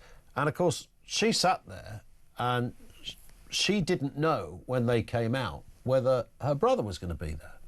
Yeah. Now, I can't imagine that level of worry and trauma, but that's what it was like every time one of these things went off. She had that thought. Is Jimmy going to be there when I come out into the playground? Is there going to be a dirty big crater in the playground? It's also worth remembering that when those that did came back, divorce rates went through the roof because the men that came back weren't the same men. You can't spend 5 years away on the front line and come back as that happy little Ian that went there, good for a laugh. Yeah, you come back a very changed person. Both of my grandparents divorced and obviously remarried, but because my grandmother would say the man that came back was a different man. That's fascinating. I'd never even thought about that little aspect of things. Yeah, so and it is so massively different from where we are today. I mean, my daughter, who's 30, and she's a bright girl, and she'll say, Dad, you're talking of first world problems. These are problems that we face. If your Amazon delivery isn't there by 10 to 12, but they said it was 10 to 12, you know. Yeah. And there's your guy on there saying, well, if I got fed in a day, I was doing well. You can't make it up, can you? I mean, that really is I know not everything is a comparison, but sometimes you are forced to face the reality of, let's have a little bit of perspective. Listen, Paul, great call. Thank you. Lovely to speak again as well. That's really interesting about the orphan rate after the Second World War, which would come as no surprise, really, right? Given what had happened. You can romanticise some of it. People were jubilant at street parties. Were they all harbouring post-traumatic stress disorder underneath it all? But that name didn't exist. Nobody talked about it. Stay calm and carry on. All of that, get on with it. Did that work? Did that really work? Was there underneath it all, a certain dark cloud that snaked its way around your head that forever affected. I guess they're, I mean, the people that fought in Afghanistan come back and, how much do you have to see for that to have a profound effect on you for the rest of time? I don't think you need a history lesson to realise probably quite a big effect. On the positive side of war, the community spirit, the sense of collectivism in a good way that happened, didn't require a political party as such to do that. There was just a sense, a legacy, a community, if you like. They're all fairly cheesy ways of looking at it, but some truth in all of that. And we've lost something, I think, since then. I don't think we'll ever get that back. And by the way, it's not Margaret Thatcher's fault. 0344 499 1000, that is where you'll find us. All immigrants will have to be fluent in English. What do you say to that? I seem to have heard this initiative before. We'll talk to Khalid Mahmood, the former Labour MP, on this very point in just a couple of moments' time. Our lines are open. This is Talk.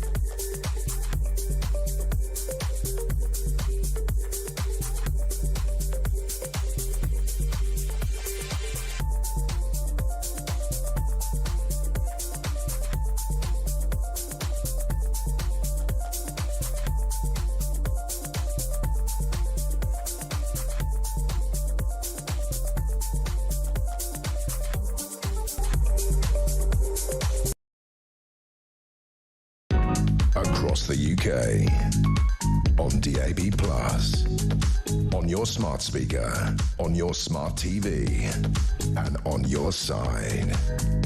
This. It is Talk, 25 to 3. Lots to get through. Back to your calls shortly. Don't go away. Jenny and Paul, Lynn's there, Tarquin, Julie, Peter and others. Lots to talk about. VE Day, 80 years on. Why we must never forget. We'll continue on that front. And also this, Keir Starmer is planning tougher English tests for migrants as part of a crackdown on record net migration, which hit 728,000 last year. This is not illegal, this is just migration. The reforms, not always the best word to use, when you're talking about the Labour Party. The reforms aim to boost integration by scrapping the current GCSE level standard many see as too soft. Some say it should be up to sort of A-level standard. It comes as asylum housing costs spiral to 15 billion over a decade, more than triple original estimates, and now outweighing savings from cutting the winter fuel allowance. Let's speak with Khalid Mahmood, former Labour MP. Khalid, good afternoon to you, sir. Good afternoon, Ian. I feel I've heard this 1,000 times from different governments. You've got to learn to speak English and blah, blah, blah. Is it doable? Is it possible? Is it testable? Well, it's definitely testable. I think what you're going to be able to do is once you grant the citizenship, they have got a proper test to deal with it. The Scandinavian countries have been doing this for quite some time. So if we want to do it properly, we've got to resource it properly to do this. And one of the problems being for the last 14 years, the Conservative government had taken away ESOL for people who wanted for English as a second language, for people who wanted to learn that. And we need to do this, not least for those people that arrive here, because a lot of them are stuck in very low grade jobs. Some of them are also kept almost as domestic slaves.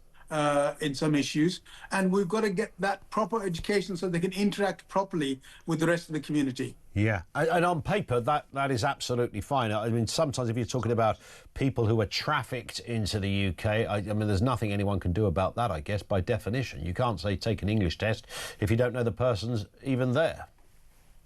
Well, that's right. But I think what we've got to do is to, first of all, work on the people that are there.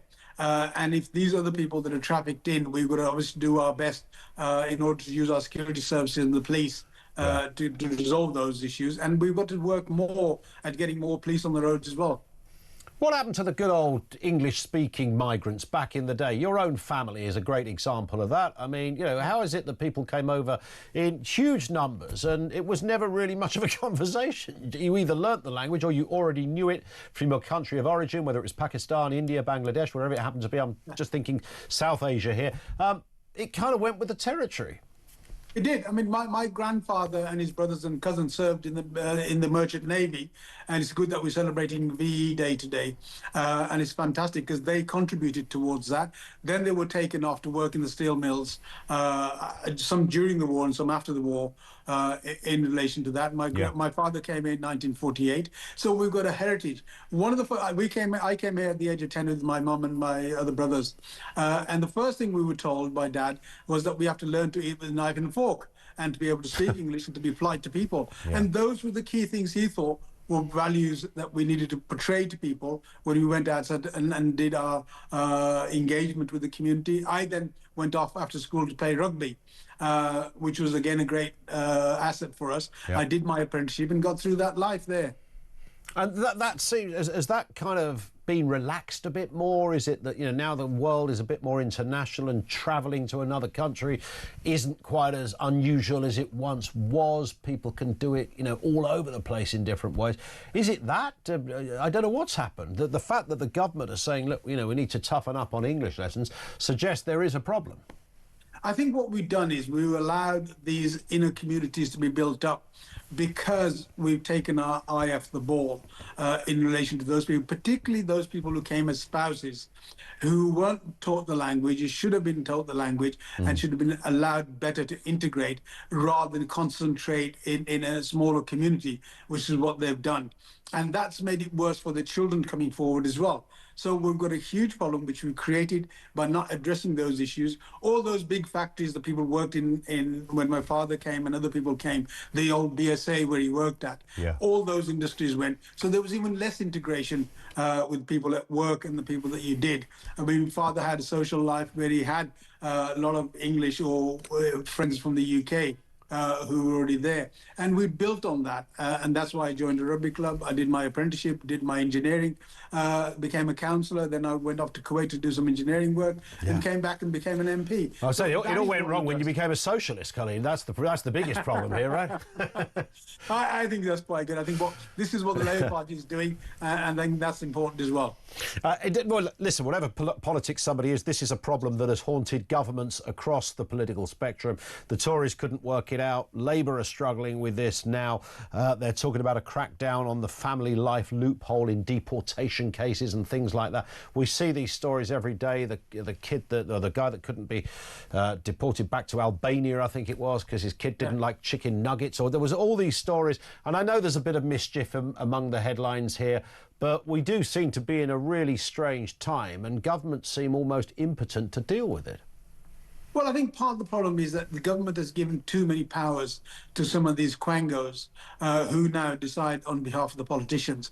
What we've got to do, and I think Labour Party is trying to do this, is get rid of most of those quangos and have direct political responsibility. And you judge that at election time. So let's make it clear. Let's put the people in charge who get elected to be in charge, and let's make sure we do the job for the country that we're supposed to do. There it is. Khalid Mahmood, thank you, sir. Always good to speak. Former Labour MP with us on the programme. I mean, where do we go with that? The English test thing. Does that happen before you get here? So you're coming from wherever it happens to be on a visa and you go through the test? I mean, is that the group you need to really kind of capture here? I'm not sure. When people think about the problems with cultural assimilation, which is such a crucial component to this whole argument. I know I always say this. It kind of gets slightly relegated as a kind of almost a supplementary point, like an amendment. And it's key. It's absolutely bloody key, cultural assimilation. I'm not suggesting I know how you fully achieve it. I'm not paid to do that. Other people literally are paid to address this kind of stuff, namely our politicians and those around them. But that, I don't think, is necessarily going to somehow find itself affected by any change in, well, you've got to learn the language. I mean, if you're coming over to do you're on a visa to work for wherever and it's a legit visa and a legit job, you probably have a recognition and even a fluency of the language beforehand. But the people that you've got an issue with in terms of a lack of cultural assimilation aren't people going into jobs. They're not rocket scientists and doctors and all the rest of it, and probably aren't going to be anything in that respect. And I don't say that to be unkind. I mean, the reality of illegal immigration is you have no idea who these people are. I don't think the 700 people that have crossed the channel in the last half an hour, whatever it is, are likely to be fluent English speakers on balance. There might be some. I don't think those people are going to be subject to a test of their English speaking abilities and then told when they can't somehow recite a Pam Ayres poem, they've got to go back to their country of origin. I don't see that being the case. But that's where the problem is. Let's go back to your calls. Nick in Lincolnshire. What have you got for us, Nick? Good afternoon. Can you hear us, Nick? Hi, Ian. Hello, Nick. I want to tell you about my wife's nan. So she was born in 1920... Yeah, can you hear me? Yeah, loud and clear now. Can you hear me? Yeah, I can hear you, Nick. Sorry, I wanted to tell you about my wife's nan. She was born in 1925, so she was 14 when the war broke out. Wow. Her mum died in a bombing raid. Then her dad came home and then took his own life. So she had to raise her 4 brothers and sisters on her own as a teenager, back when there was no social services. Oh, my Lord. She then got married, had 5 kids of her own. Then her husband died in his 30s of cancer. She's had 2 knee replacements, a hip replacement, bowel cancer twice, and she still lives on her own. Stop it. She's still with us. Wow. I mean, we talk about people having traumatic experiences. You know how you get certain old people who... Go on, Nick. Yeah, and also, you know how you get certain old people who make their mind up about you very... Old people make their mind up about you very quickly, and then nothing will change their mind on whether they like you or not. Yeah. Well, when I was in the army, and I went to Iraq the first time in 2003, and my wife and I were living together, but we weren't married at the time. And I was concerned that, what happened if she got made redundant or something like that, so I put her name on my bank account so that in emergency she could still pay the rent on the house that we were living in. Anyway, her nan heard about this and ever since then thinks I'm the best thing since sliced bread, even to the point where now, we've been married 22 years now. Yeah. If my wife moans to her nan about me, her nan will stick up for me. Fantastic. So you're the golden boy. House points all round. Listen, Nick, it's a fabulous story. I mean, it's distressing for obvious reasons in what you told us initially, but my goodness, what an incredible spirit your wife's grandmother must have to have endured all of that and still be with us. Born in 1924. Goodness me. 0344 499 1000. It's 2:45. Oh, this one came in from Carol, who says, love the show. My nan lived in Whitechapel. She had 5 boys who all enlisted. Luckily, they all came back. And my mum was in the land army when my uncles came home on leave. They couldn't wait to get back because the bombing was so bad in London. I used to play on the bomb sites, which seemed normal. Yeah, you're right, Carol. I constantly hear that. That was the almost exciting.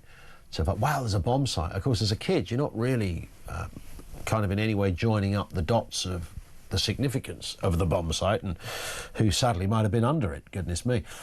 Carol, great memories. Thank you very much indeed for that. More from you in a few moments. VE Day, why must we never forget? Now, time to find out how you could be in with a chance of winning a weekend away in Munich at the end of May to watch the biggest game in European football. Sadly, if you're an Arsenal fan, they're not going to be there.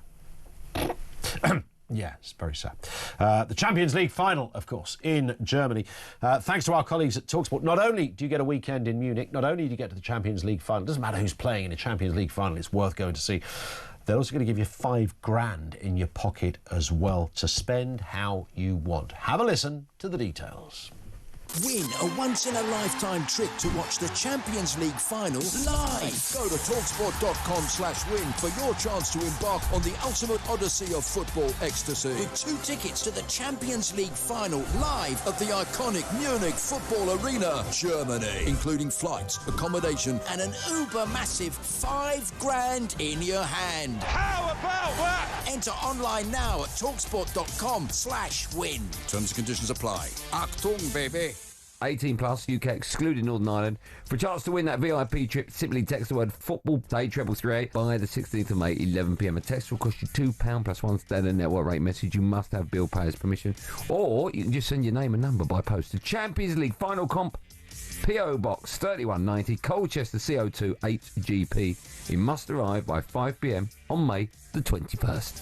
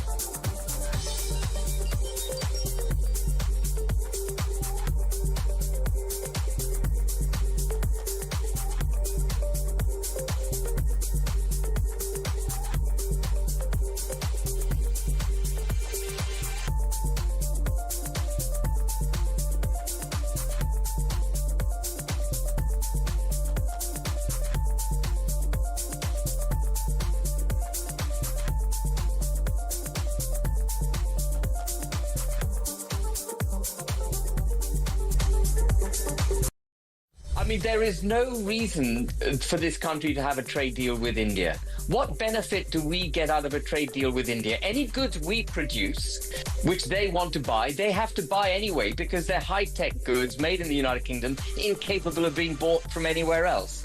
We're not going to get any greater number of exports to India as a result of a trade deal. This favors, when you have a trade deal of the kind that's so imbalanced between the United Kingdom and India, where we have such high standards, such high regulations.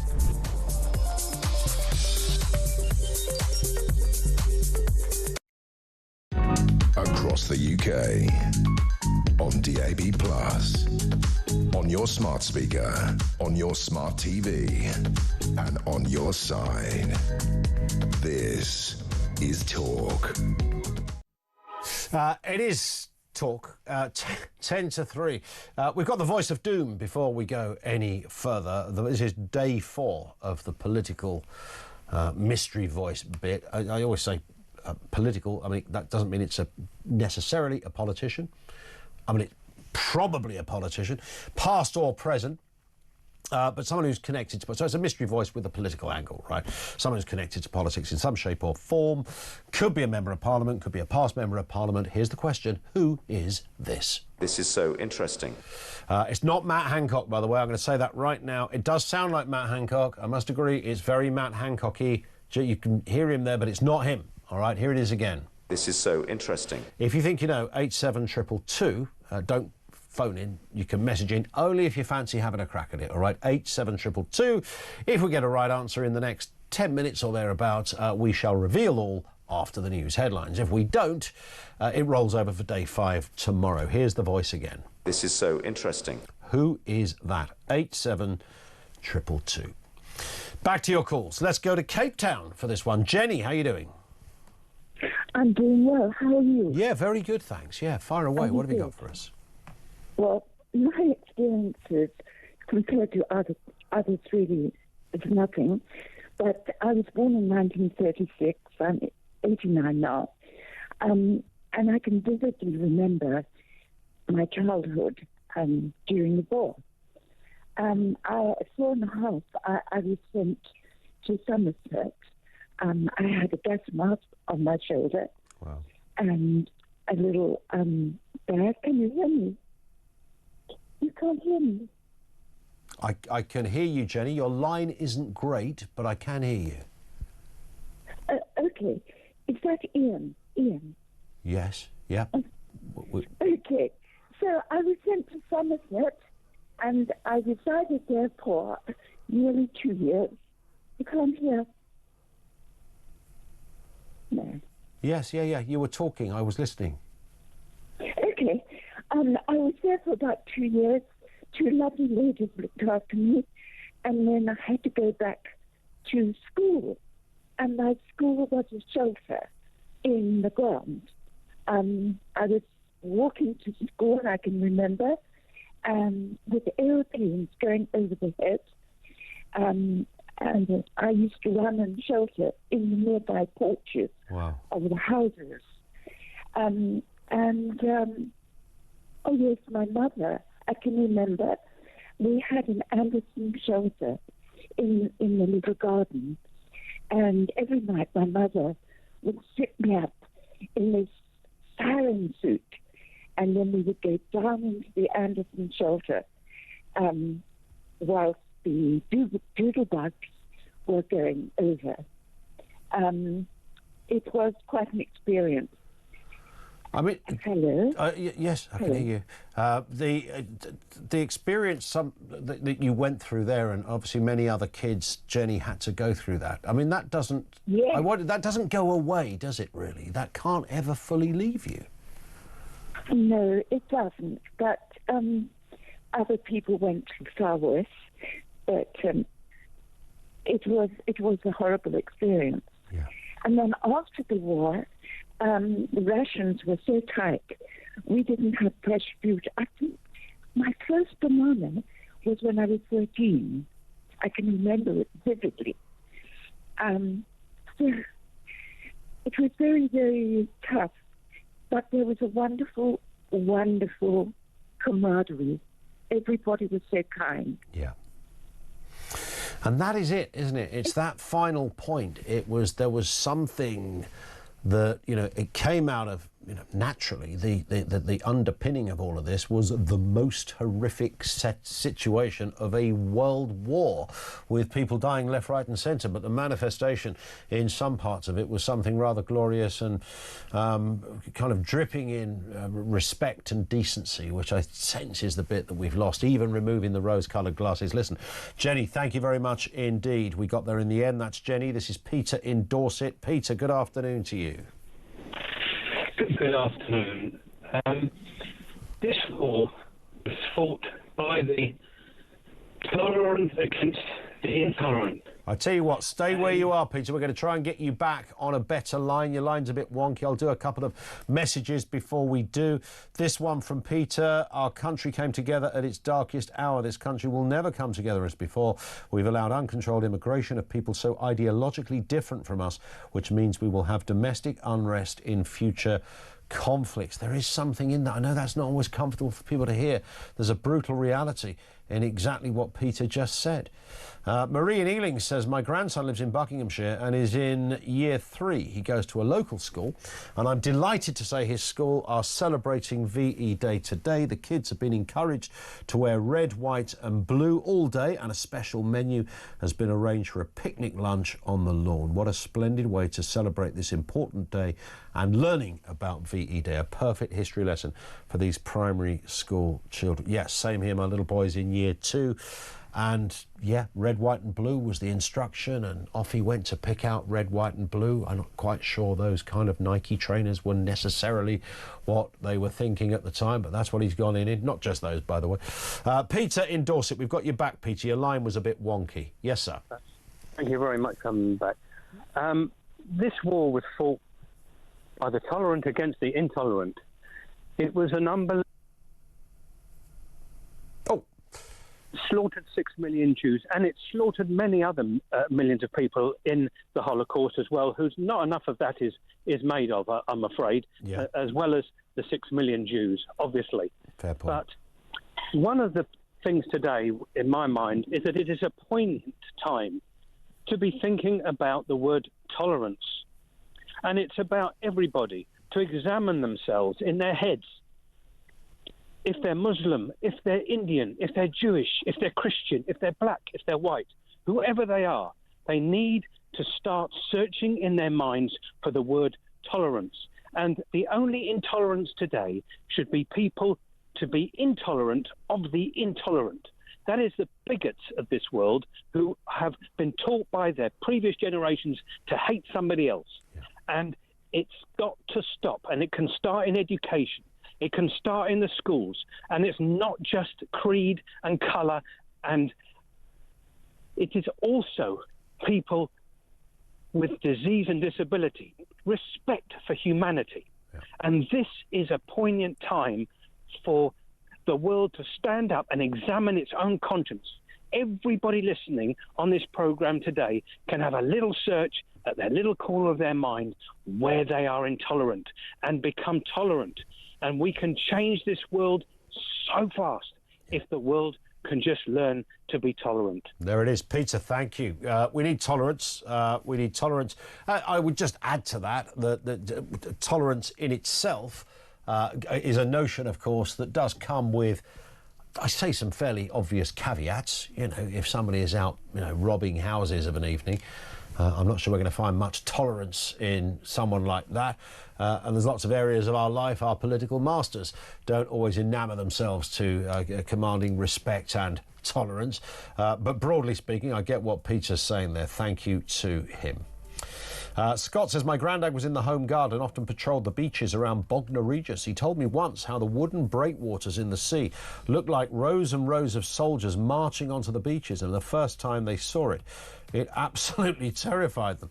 They used them as target practice, and the holes in the water breaks are still there to this day. Yeah, I'd imagine you'd start seeing that, wouldn't you? You're the Home Guard. Oh, my God, they're coming. They're coming out the water. It's aqua Germans. It must have felt a little like that.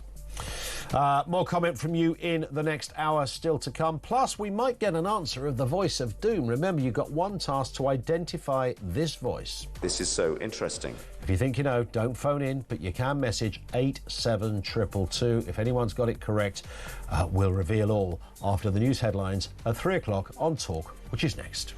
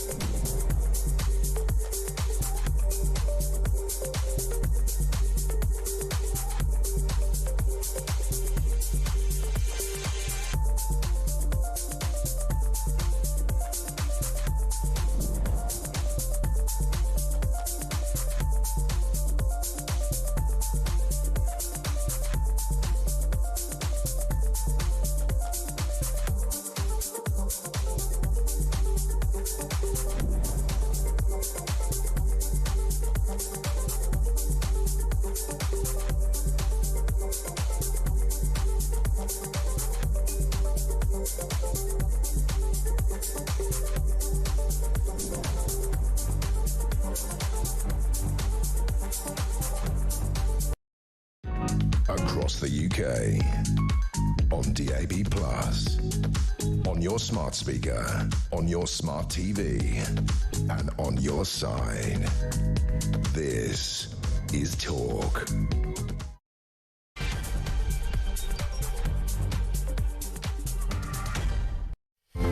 It is indeed Talk. 0344 499 1000. It's going to be a busy hour. Donald Trump has hailed a full and comprehensive US-UK trade deal that he says will cement our ties for years. Details are expected any moment. There is an announcement shortly coming from the White House. We're going to bring you that live, and we'll get the fuller detail as the president unveils what that deal looks like. And then a little later, maybe an hour or so later, Keir Starmer will also be responding over here. Meanwhile, Mr Starmer has marked VE Day by pledging to use Britain's rising defence budget, well, it's rising a little bit, to honour the past and protect the future. He says World War II was not just history. This came as the royal family and senior politicians attended a service to mark 80 years since victory in Europe. We're continuing to take your calls, and there's been many of them. Why must we never forget? It's a very simple one. And, of course, your thoughts, whether those thoughts come from your own experience or the experience of your parents or grandparents, we're happy to take those as well.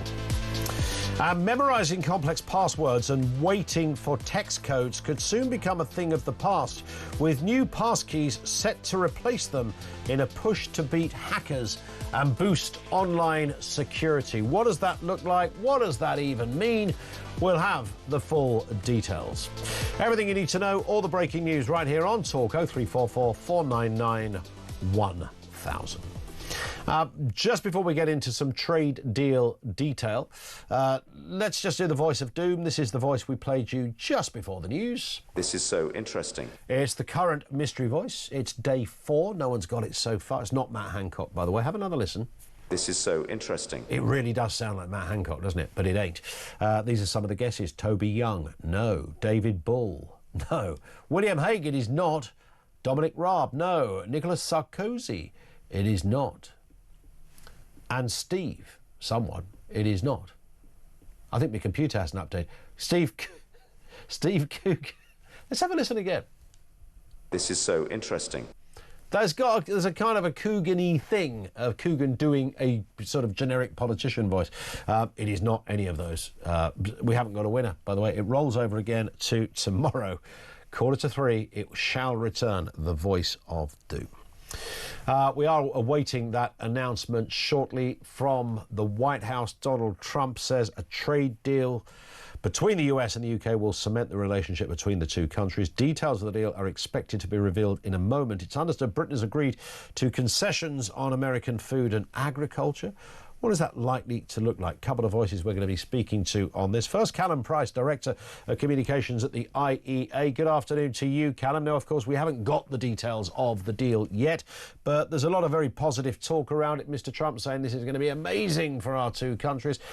There is a suspicion, maybe cynically, it'll be borne out, I'm sure, very soon, that this might just advantage America more than it does, or benefit America more than it does the UK. Well, I think that's the wrong way to look at it, actually. Trade deals are win-wins for everybody, which is the opposite of the tariff approach that Trump has taken so far, which is a lose-lose for everybody. This isn't a zero-sum game. We can both advantage. If I'm not expecting, frankly, I'm not sure many people are expecting quite the full and comprehensive trade deal that Trump has been talking up this morning, but that doesn't mean it won't be a good thing or a step in the right direction. If this is even if this is limited carve-outs for the UK on the tariffs that he has imposed over recent months on certain types of exports, on car manufacturing, for example, that's a good thing. That means lower costs for British companies exporting to the States. It also means lower costs for US citizens buying those imports. And if the reverse is true as well, which I expect it is, I expect there will be some form of reciprocal reduction in tariffs from the UK. That is both good news for the US exporters, but also good news for people and businesses in the UK buying those products, because tariffs are effectively an arbitrary raising of prices. They're a tax on trade. So cutting those taxes is a good thing. How do we kind of frame it sort of economically? But obviously when we were in the EU, we couldn't do this kind of stuff. That was not possible.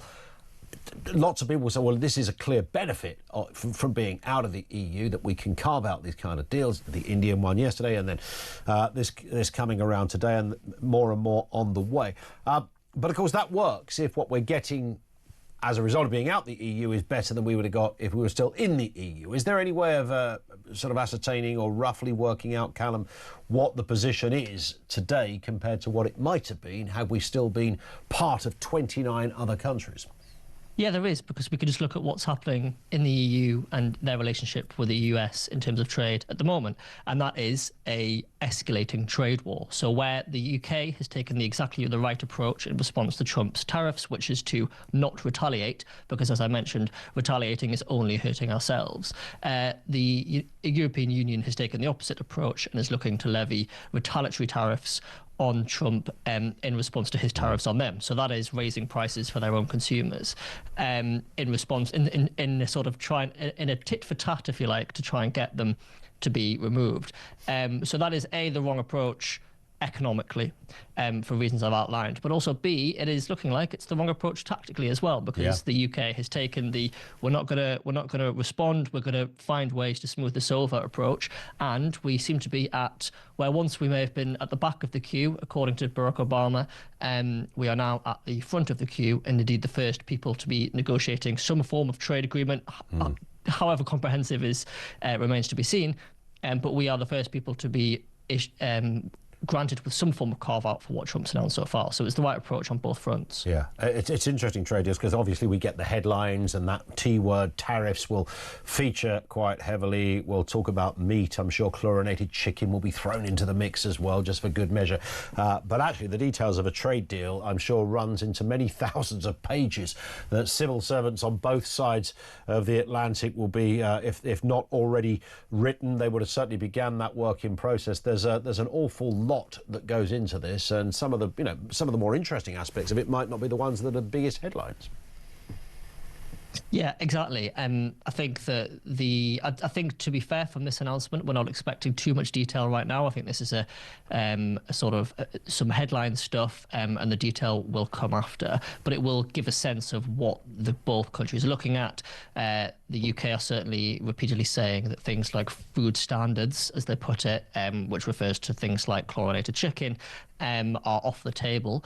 So it will hopefully give us a sense of direction on what is going to be removed, where the UK is going to manage to find some carve-outs, and what it is quote-unquote giving to get those things. But like I say, giving and getting isn't really the right language here, because cutting tariffs across the board is a win-win on both sides of the Atlantic. Spot on. Callum, thank you, sir. Always good to have you on. Callum Price, Director of Communications at the IEA. Still waiting for Donald Trump to announce and speak on that US-UK trade deal.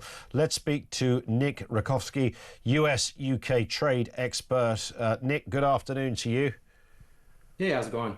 It's good, sir. Nice to have you with us. We won't talk about chlorinated chicken, because that's just a bit of mischief that's always thrown into this conversation. But nonetheless, I mean, Mr. Trump and others are saying that this is going to be good. And as Callum said, any deal is going to be a good deal. Is that a fair assessment? I think it's going to be interesting to see where everything kind of shakes out.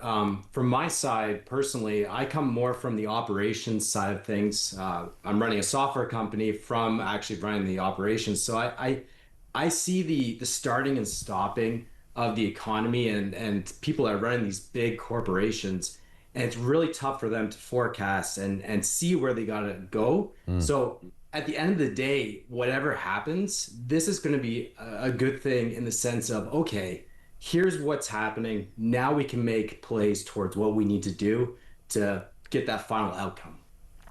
In terms of, naturally, Donald Trump's going to want the best deal for America. Keir Starmer's going to want the best deal for the United Kingdom. But, despite the bluster that come from world leaders, whoever they happen to be, I appreciate Mr. Trump's got a PhD in it, but nonetheless, they ultimately, they're all savvy and smart enough to know that there's going to be some concessions. There's got to be a little bit somewhere, so that it comes out as something that both sides, it makes no sense to do it any other way. Both sides have got to be able to say, actually, this makes great economic sense for our country.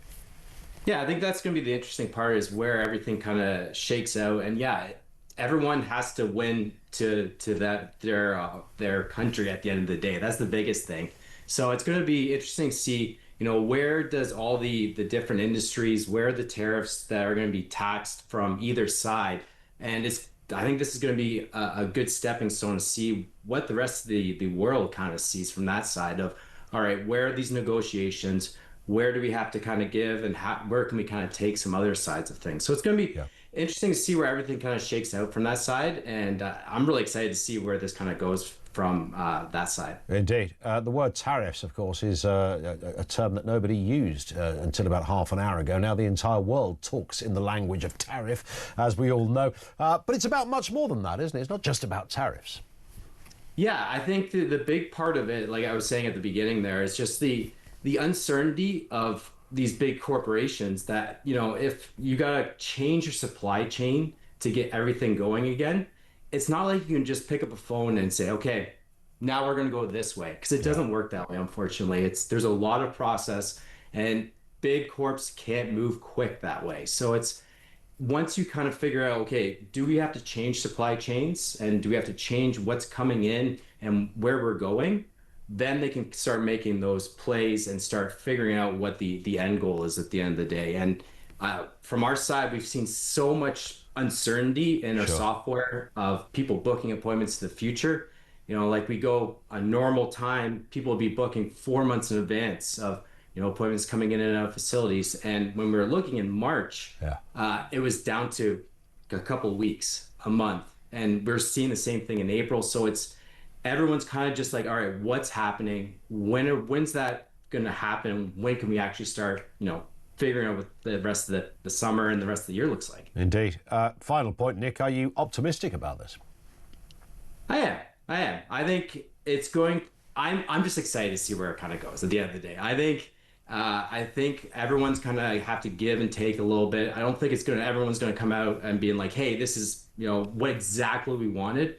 But I think that it's going to be fair for both parties. That's what I'm hoping for at the end of the day. Indeed.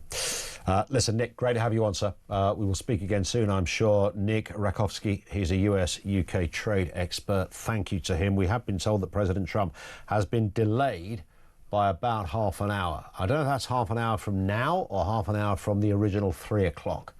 But either way, we're across it. I mean, what's he doing over there? It's not like he's running the... Oh, well, yeah, he is, isn't he, I suppose.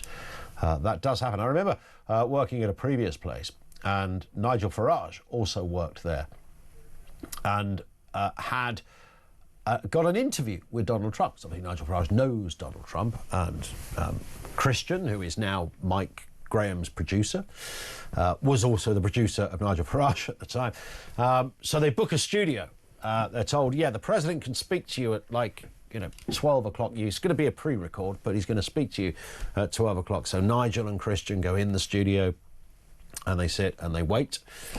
And they wait. I think it was about 3 hours later. Then suddenly, oh, sorry, the president's not going to be available today. Right, we've literally taken over the main studio, kicked the normal presenter out to sit here. He's not going to be available. I think that happened a couple of times before eventually he was available. If you're running that office, look, whatever you want to say about Trump or even Sleepy Joe before him, I would imagine there ain't a moment where somebody doesn't need your attention. On quite a lot of those occasions, that attention is probably rather urgent as well. So yes, it is always a dicey game filling out a diary for any leader, particularly if you're the President of the United States. So we'll grant him a bit of slack on the fact that he's delayed by half an hour. When we get that announcement, as soon as Mr. Trump approaches, I don't know, he's going to stand at the old podium outside in the Rose Garden. That often is the place they make announcements, or maybe in the Oval Office. Wherever it is, we'll bring it to you here first on Talk. Lots to get through here. That central question as well, why must we never forget? It's VE Day. It's interesting not just talking about the response to that specific question, but also your anecdotes, which are either yours or anecdotes from your parents or grandparents, which have just been incredible this afternoon to hear real experiences of what people endured. And, we talk about now, as somebody said earlier, you get the hump because your Amazon package is a bit late. Or, the train is running 20 minutes behind schedule.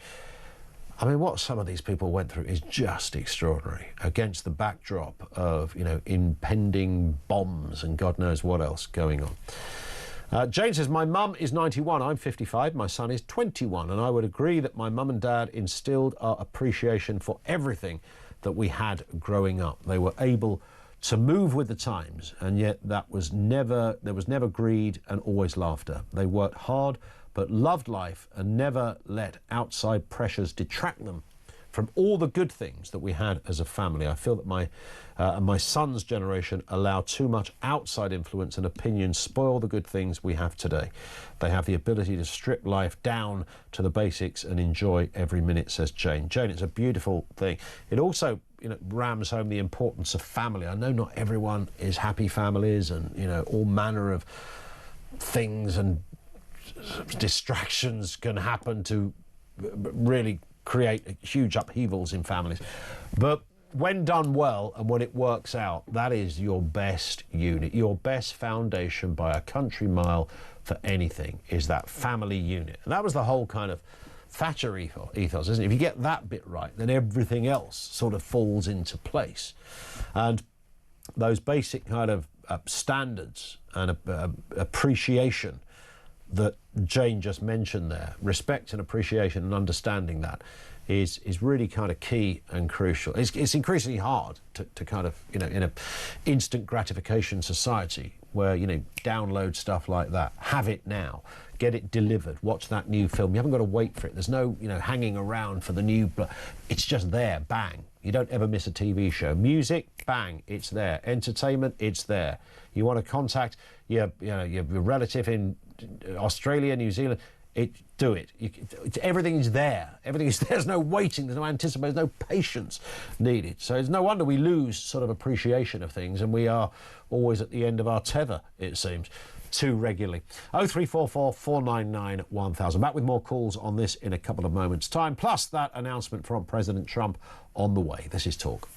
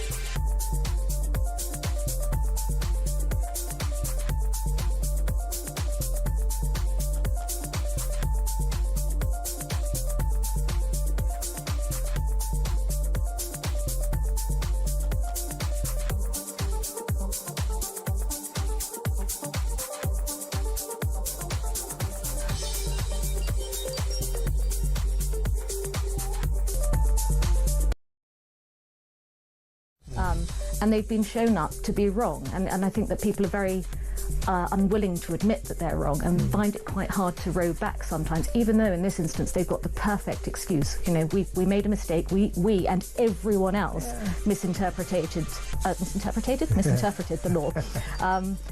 But now we've had clarification on it. It's very simple, it's very straightforward. A woman is born female, a man is born male. It's very easy to separate on those bases.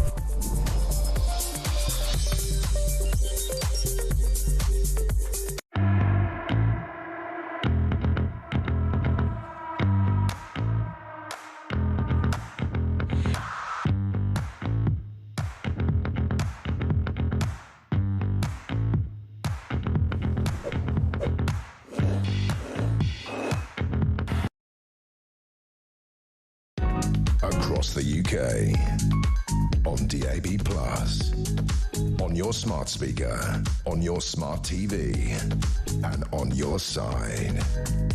This is... It is Talk, 0344 499 1000. It's a Kevin O'Sullivan moment if you're watching visually. Lob in the old headphones as we speak. 22 minutes after 3 o'clock. Chris is in Epsom. What have you got for us, Chris? Good afternoon. Afternoon, Ian. Well, I did phone up to cast aspersions and warnings to look out for what to look out for with the American trade deal. But it's VE Day today. Yep. And Starmer's been trying to make political capital on VE Day, and he's announcing this trade deal on VE Day. So, well, to be fair, Donald Trump is announcing it, Chris. Yeah, I know, but I don't think they agreed to all that. I'd rather give you a personal anecdote of... I'm 64, so I don't know if that makes me Generation X or pre-Generation X. Yeah, good point. But I want to give you a personal family anecdote to why it is Great Britain, what makes this country, yeah, and the sacrifices and suffering that people went through to give us what we've got today and what people don't remember. I was very glad to hear about your 6-year-old boy earlier on, by the way. Yeah. I didn't even know that they were learning that. In fact, I just assumed at 6 they probably weren't. They would have been told something, but not any detail. It's a good introduction. Look, I lost lots of family members in World War One. I won't go there. Yeah. It's too long. World War Two. My mother's father, my grandfather, he died in 1942 with the Royal Signals, leaving my grandmother with 2 children, my mum and my aunt. There was no social services, no social housing, no help whatsoever. Yeah. She worked 3 jobs and went out at 4 a.m. and scrubbed steps to keep a roof over their head and to keep food on the table. She was bombed out of her home 5 times during World War II. My father's sister, my Aunt Gwen, she got married on a 3-day special leave licence to her love. He went off to D-Day and never came back. She then remarried again in late 40s to Uncle Ron. Lovely guy. He told us he served in the Merchant Navy and didn't really talk about it as much. Yeah. He died a few years ago and I found his paperwork. He actually served with the Royal Navy and survived 3 sinkings. Probably so awful he never wanted to discuss it. My godfather, Samuel Bowes, served with the Long-Range Desert Patrol, the Desert Rats, in North Africa, and then transferred to the original SAS and fought through Sicily, Italy, all the way up into Germany. Yeah. These people today do not understand what went on. If I can tie it into something that's happening in modern times, I mean, there was millions of lives lost in World War II. There was 53,000 young men died in bomber command, bombing the hell out of Germany for us to survive and to fight fascism. One night alone, we firebombed Dresden and killed 100,000 civilians. At the moment, everybody's going on about Israel, genocide, bombing the hell out of Gaza.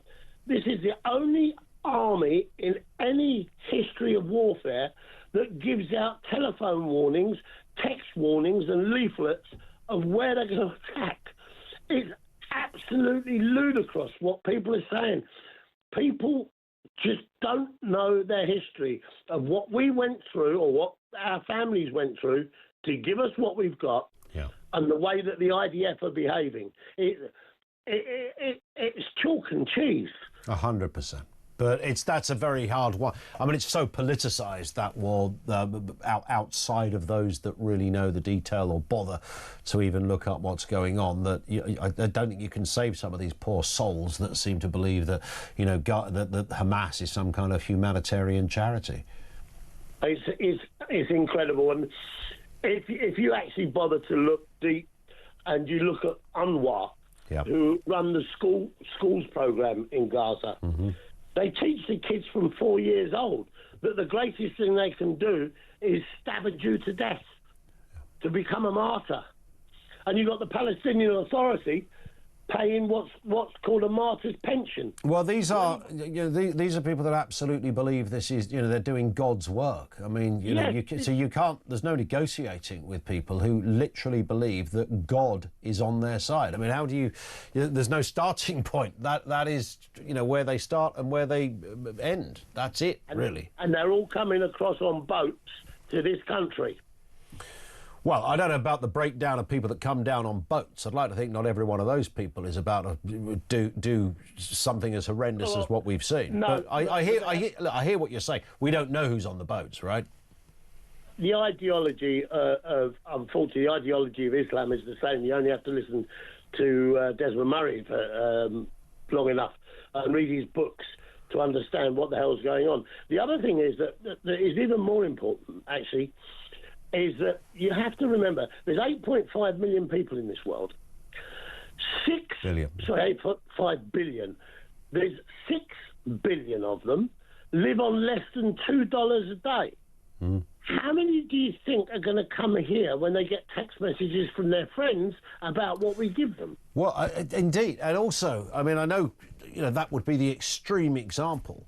But we live in a world now where hopping to another country is not something that's a unachievable a goal or something that is there in literature or just in imaginary fables that are told by No, it's a very real thing. I keep saying this to anyone that cares to listen, Chris, is that we have to get our head around the fact that some people come here not because they're escaping war, not because they're escaping death, not because they're being persecuted because of their sexuality or whatever. They come here because they want to change their life. I get it. I would probably do the same.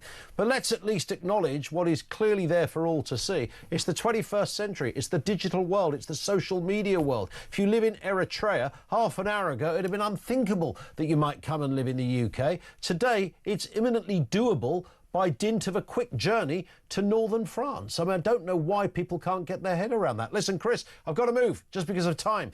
We diversify a little bit on there, but there are some connections. Let's talk to Julie in Stoke-on-Trent. Julie, what have you got for us? Good afternoon. Hey, it's Julia, sorry. That's all right. How are you doing? All right, thanks. You? Yeah, I'm very well, thanks. Yeah, what do you want to say? I totally agree with the last caller. I don't really have to say anything what I was really going to say. Okay. But I was saying how important it is to remember our soldiers. I'm 50. We were never mentioned at school. They did the Industrial Revolution in history, and that was about it. Yeah. I was brought up by my nan and granddad, and if I wasn't, I wouldn't have known about the war, really. Sure. It's not taught in school. I know a 23-year-old, she didn't even know who we fought in World War II, and she didn't even know what the poppy was for. Sure. And it scares me. And I look out my window, and I'm the only one in the street with a flag in the window. And I've looked around my town, and they've done, Labour Council as well, they've done absolutely nothing for VE Day. They haven't even put a Union flag anywhere. That's really sad. In my neck of the woods, I'm going to a VE Day thing this evening. 6:30, there's going to be there's a couple of things going, not just one part of town, there's a few things. So I'm glad some people are marking it, but you're absolutely right, Julie. It seems a bit of a poor show. Yeah, it is. And it's like the Falklands. It seems like, don't forget, there's World War II, there's the Falklands. Cousin Chris, he fought in the Falklands, he went down with the Coventry. Yeah. I had to jump in the water in his pyjamas. My granddad was fought in World War II, he was in the Navy, he was an MP in Australia for quite a while. But he never spoke about the war. He'd come back with a metal plate in his head, problems. But he came back and he still worked. You know what I mean? He came back and worked on the Stoke Council for 40 years. So, I mean, but he never spoke about the war. That's one thing that that's one thing Nan always said, is the true soldiers, Yeah, they didn't want to go. You know, for some people, you know, we can talk about the people coming home and jubilation and singing and street parties and all the like, but you know, underpinning that was a horrific experience for many young men and women as well, but predominantly in terms of numbers, young men. Julie, thank you for your call. 0344 499 1000. We're still waiting for Donald Trump to leg it out of the Oval Office and tell us something about a US-UK trade deal. We know he's running half an hour late. When we get that, we'll bring it to you here first on Talk. Time now, however, to find out how you could be in with a chance to win and win big. Listen to this. This is a weekend away in Munich at the end of May to watch the biggest game in European football. I think you could reasonably argue one of the biggest games, probably the second biggest game in the world, for goodness sake. The Champions League final. Yes, it's a chance. Weekend away in Munich. Champions League final tickets. And thanks to our colleagues over there at talkSPORT, which is literally the wall behind me, they're also putting £5,000 into your pocket as well. You can spend that how you like. £5,000, weekend in Munich, Champions League final. Doesn't get any better. Here's the details. Win a once-in-a-lifetime trip to watch the Champions League final live. Go to talksport.com/win for your chance to embark on the ultimate odyssey of football ecstasy. With 2 tickets to the Champions League final live at the iconic Munich Football Arena, Germany, including flights, accommodation, and an uber-massive £5,000 in your hand. How about that? Enter online now at talksport.com/win. Terms and conditions apply. Achtung, baby.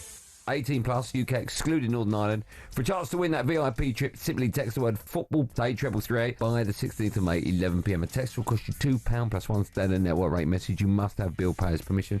Or you can just send your name and number by post to Champions League Final Comp, PO Box 3190, Colchester CO2 8GP. It must arrive by 5 p.m. on May the 21st.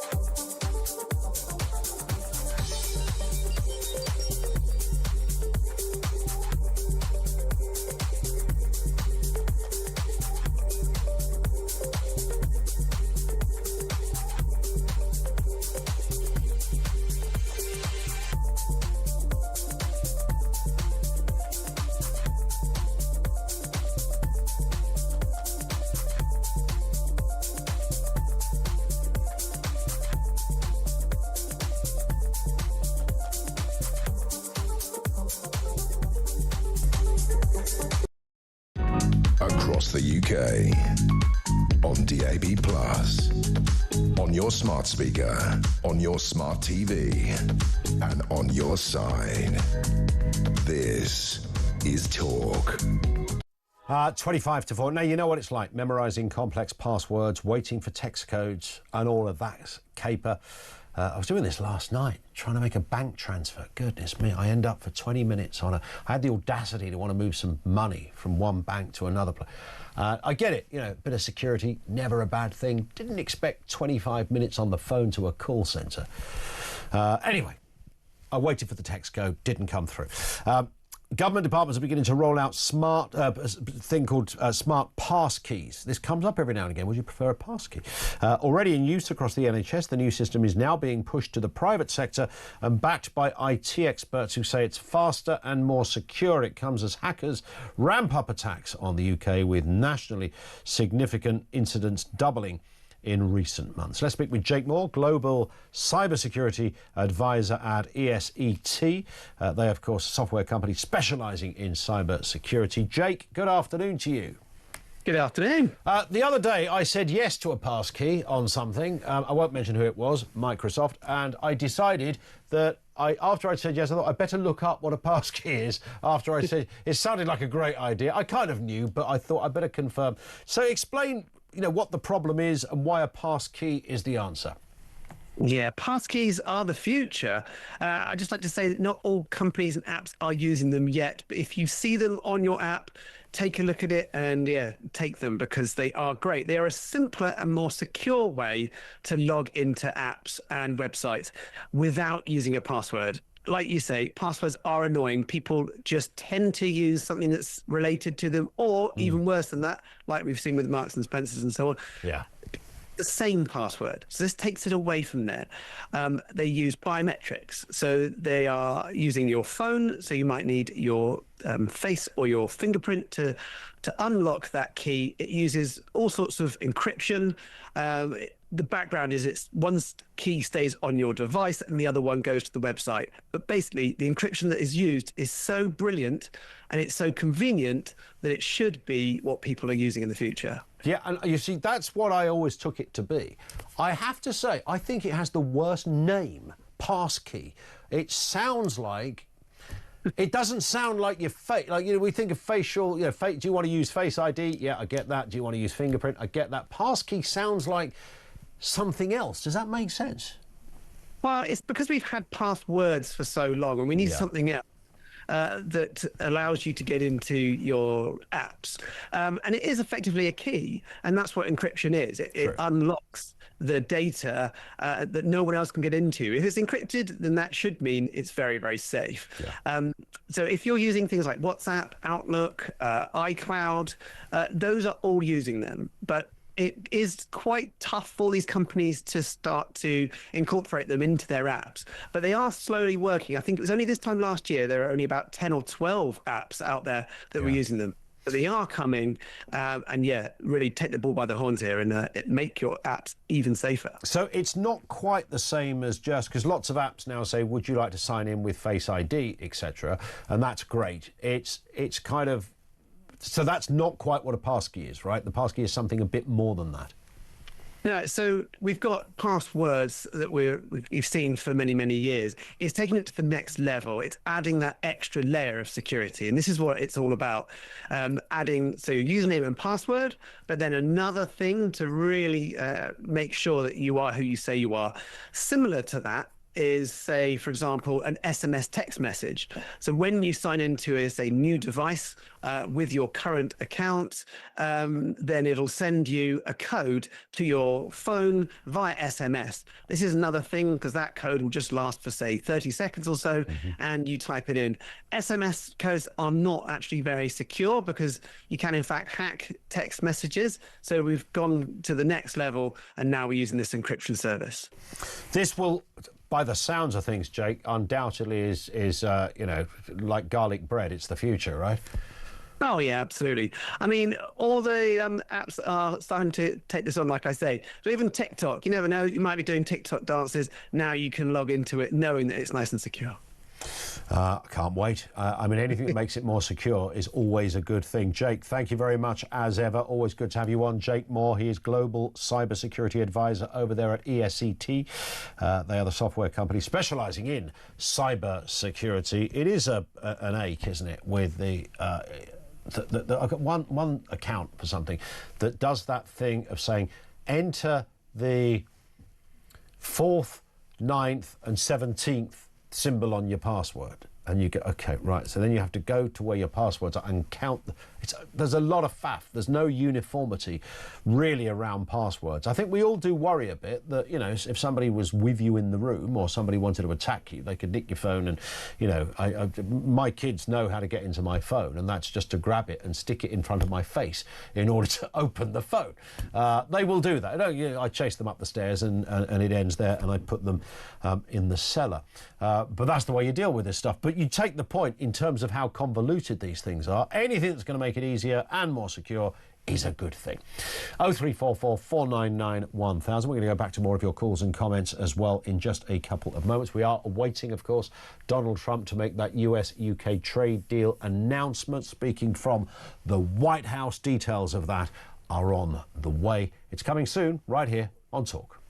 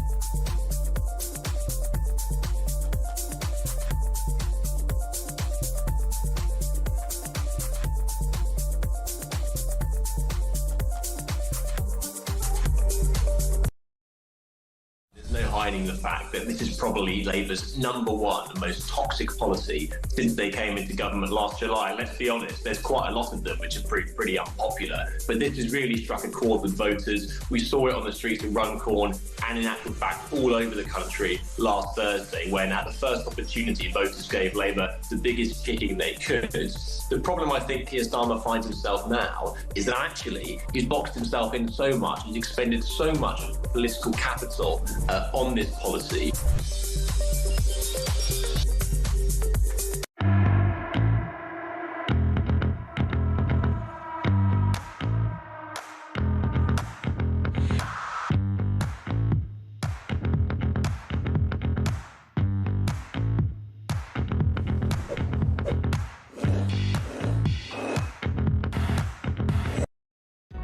Across the UK, on DAB+, on your smart speaker, on your smart TV, and on your side. This is Talk. It's 3:45. Jeremy Kyle is here on Drive at 4 o'clock. It might even fall into Jeremy's show when we finally get that announcement from Donald Trump. They got delayed over there at the White House, and I guess stuff like that happens by at least half an hour. Was due to speak at about 3.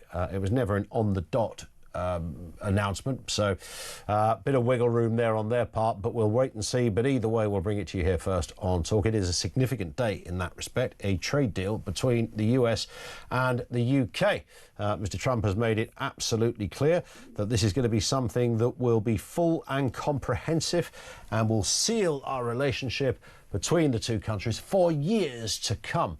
And even without knowing the full detail, most commentators, left or right, suggest this is going to be a really good thing for the UK. And boy, do we need it. Do you pat Keir Starmer on the back for that? Or is this all down to some other event? Let's go back to your calls. Tarquin is down in London. Tarquin, what have you got for us? Good afternoon. Yeah, no, something you mentioned, in fact, the fabulous Tessa, whose surname escapes me earlier on in the show. Yes. She was brilliant, yeah, about the lionising of our heroes on a day like today. Why we should do that. Yeah.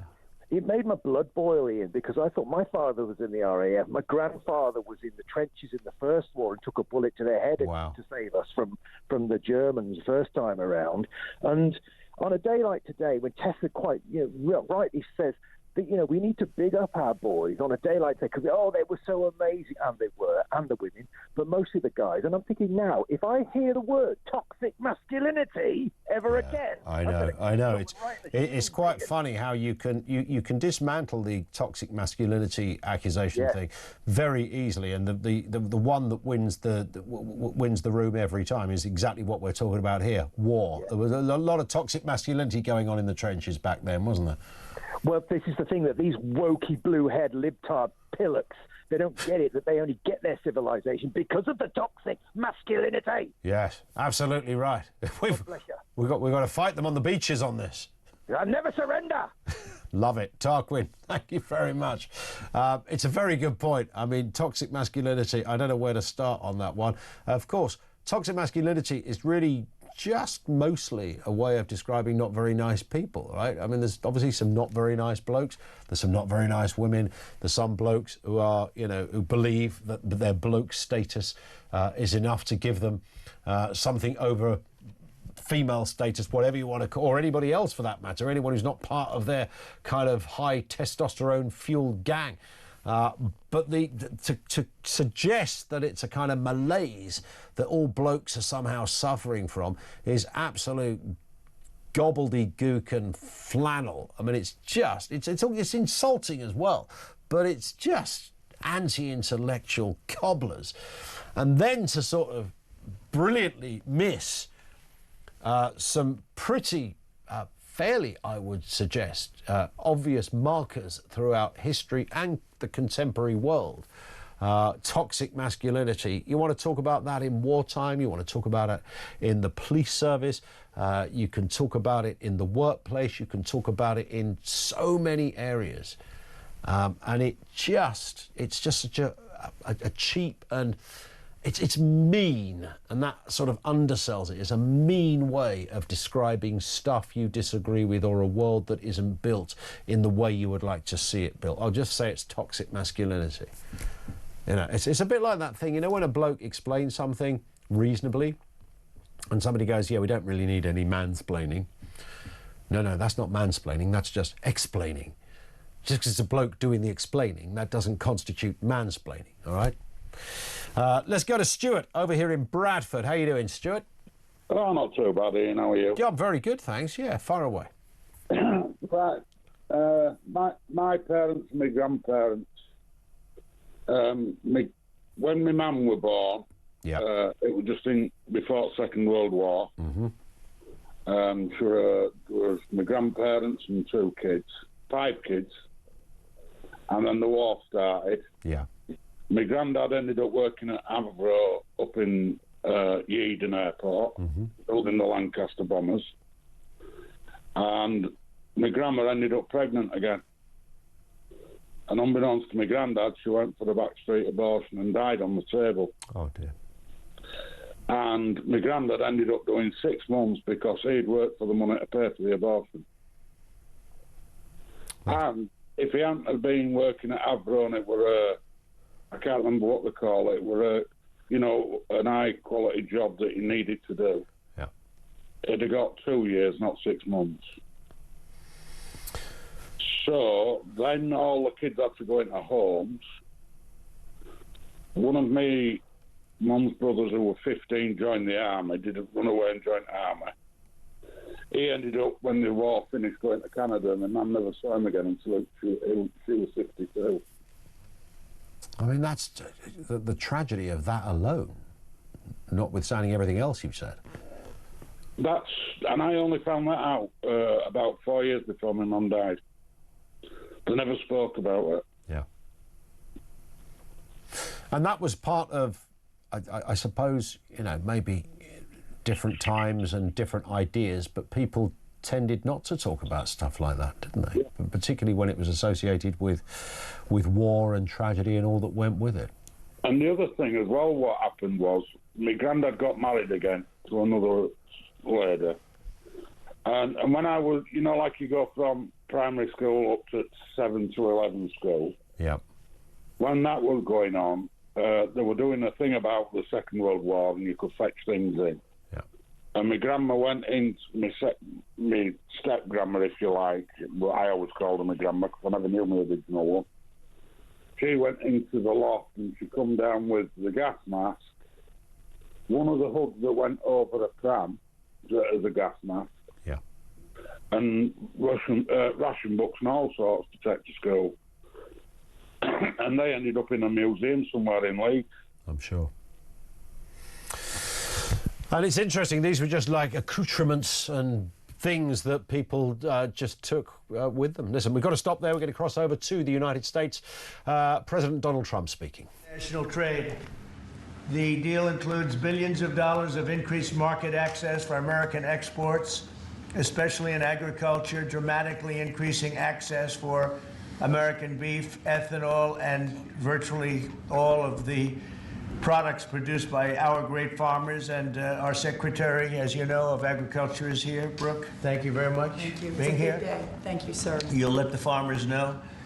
In addition, the UK will reduce or eliminate numerous non-tariff barriers that unfairly discriminated against American products. But this is now turning out, I think, really to be a great deal for both countries, because it'll be really great for the UK also. So they're opening up the country. Their country is a little closed, and we appreciate that.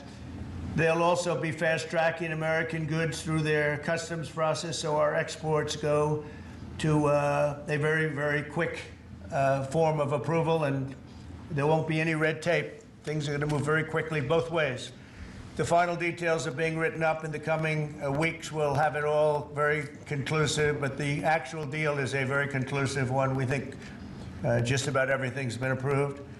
So good for both countries, and we'll also receive new market access for American chemicals, machinery, and many other industrial products that weren't allowed, and they'll end up getting products that they'll be able to price, and if they like them better and we make great products, they'll be buying those products, but they were not available in the UK. Furthermore, in a historic step, the deal includes plans that will bring the United Kingdom into the economic security alignment with the United States. That's the first of its kind. So we have a big economic security blanket, and that's very important, and we feel very, very comfortable with that because it's been a great ally, truly one of our great allies. I mean, a lot of people say our greatest ally. I don't want to insult people by saying that, but I can say it's certainly one of our greatest, and right at the top, and they're the first one we're talking about. And by the way, we have many meetings planned today and tomorrow, and every country wants to be making deals. And we have a meeting, as you know, Scott will be going over to Switzerland on Saturday, and that'll be very, very interesting. We'll find out, but I think they want to make a deal very badly, too. Both countries have agreed that the economic security is national security, and will be working together as allies to ensure that we have a strong industrial base, appropriate export controls, and protections for key technologies and industries like steel. Steel is a big factor. Both countries will become stronger with steel and things necessary for military. You know, we used to build ships and other things literally at a level that nobody's ever seen, and we haven't. We've eased up, and I would say that the UK certainly eased up, but now we're going to be uneasing both, and we work together. Once again, I want to thank Prime Minister Starmer. He's been terrific for his partnership in this matter. The special relationship and external bond, it's really an external and an internal bond between our two countries, will soon be stronger than ever before. And we really do. We have a great relationship. I want to just say that the representatives of UK have been so professional. And it's been an honor doing business with all of them, and in particular the Prime Minister. And I'd like to introduce him now to say a few words. Mr. Prime Minister, please take it away. Thank you, Mr. President, Donald. And this is a really fantastic, historic day in which we can announce this deal between our two great countries. And I think it's a real tribute to the history that we have of working so closely together. Can I pay tribute, Donald, to your negotiating team as well, particularly Howard and Jameson, who've done an incredible job, a very professional job, and my team as well. Two negotiating teams have worked at pace now for a number of weeks to bring in this deal today. Really important deal. This is going to boost trade between and across our countries. It's going to not only protect jobs but create jobs, opening market access. And as you say, Donald, the timing couldn't be more apt, because not only was it 80 years ago today that victory came for Europe after and at the end of the Second World War, but of course on that day the UK and the US stood together as the closest of allies. And Donald, I think even down to the hour, because you may or may not know that it was about this time of day, exactly 80 years ago, that Winston Churchill announced victory in Europe, and that led to great celebrations across Europe, across America, but particularly in the United Kingdom. So to be able to announce this great deal on the same day, 80 years forward, almost at the same hour, and as we were 80 years ago, with the UK and the US standing side by side, I think is incredibly important and makes this truly historic. That close relationship has endured over those 80 years. As you know, Donald, when it comes to defence and security and intelligence sharing, of course, there are no two countries that are closer than our two countries. Of course, you're listening to that press conference. Keir Starmer and the President of the United States, Jeremy Kyle, taking the reins to talk you through the remainder of this historic day. Of our relationship, it is built, as you say, on those notions of fairness and reciprocal arrangements. We've always had a fair and balanced arrangement between our countries. This builds on that, hugely important for sectors like car manufacturing and for steel and aluminium and so many others. And yes, we can finish honing out some of the details, but there's a fantastic platform here, including, of course, on the tech side, where I think I'm right in saying we're the only two Western countries with trillion-dollar sectors when it comes to tech. And in the end, it comes down to, as you say, Donald, economic security is national security. On national security, we've been absolutely the closest of allies for so many years, keeping the peace through that close alliance, that friendship. And now we add to that this deal on trade and the economy. And I want to thank you for your leadership on that, Donald, and for the way in which your team have negotiated this. And I'm so pleased that we've got this deal, we've finalised it, and we've built an incredible platform for the future. So thank you so much. Donald, I'm now going to go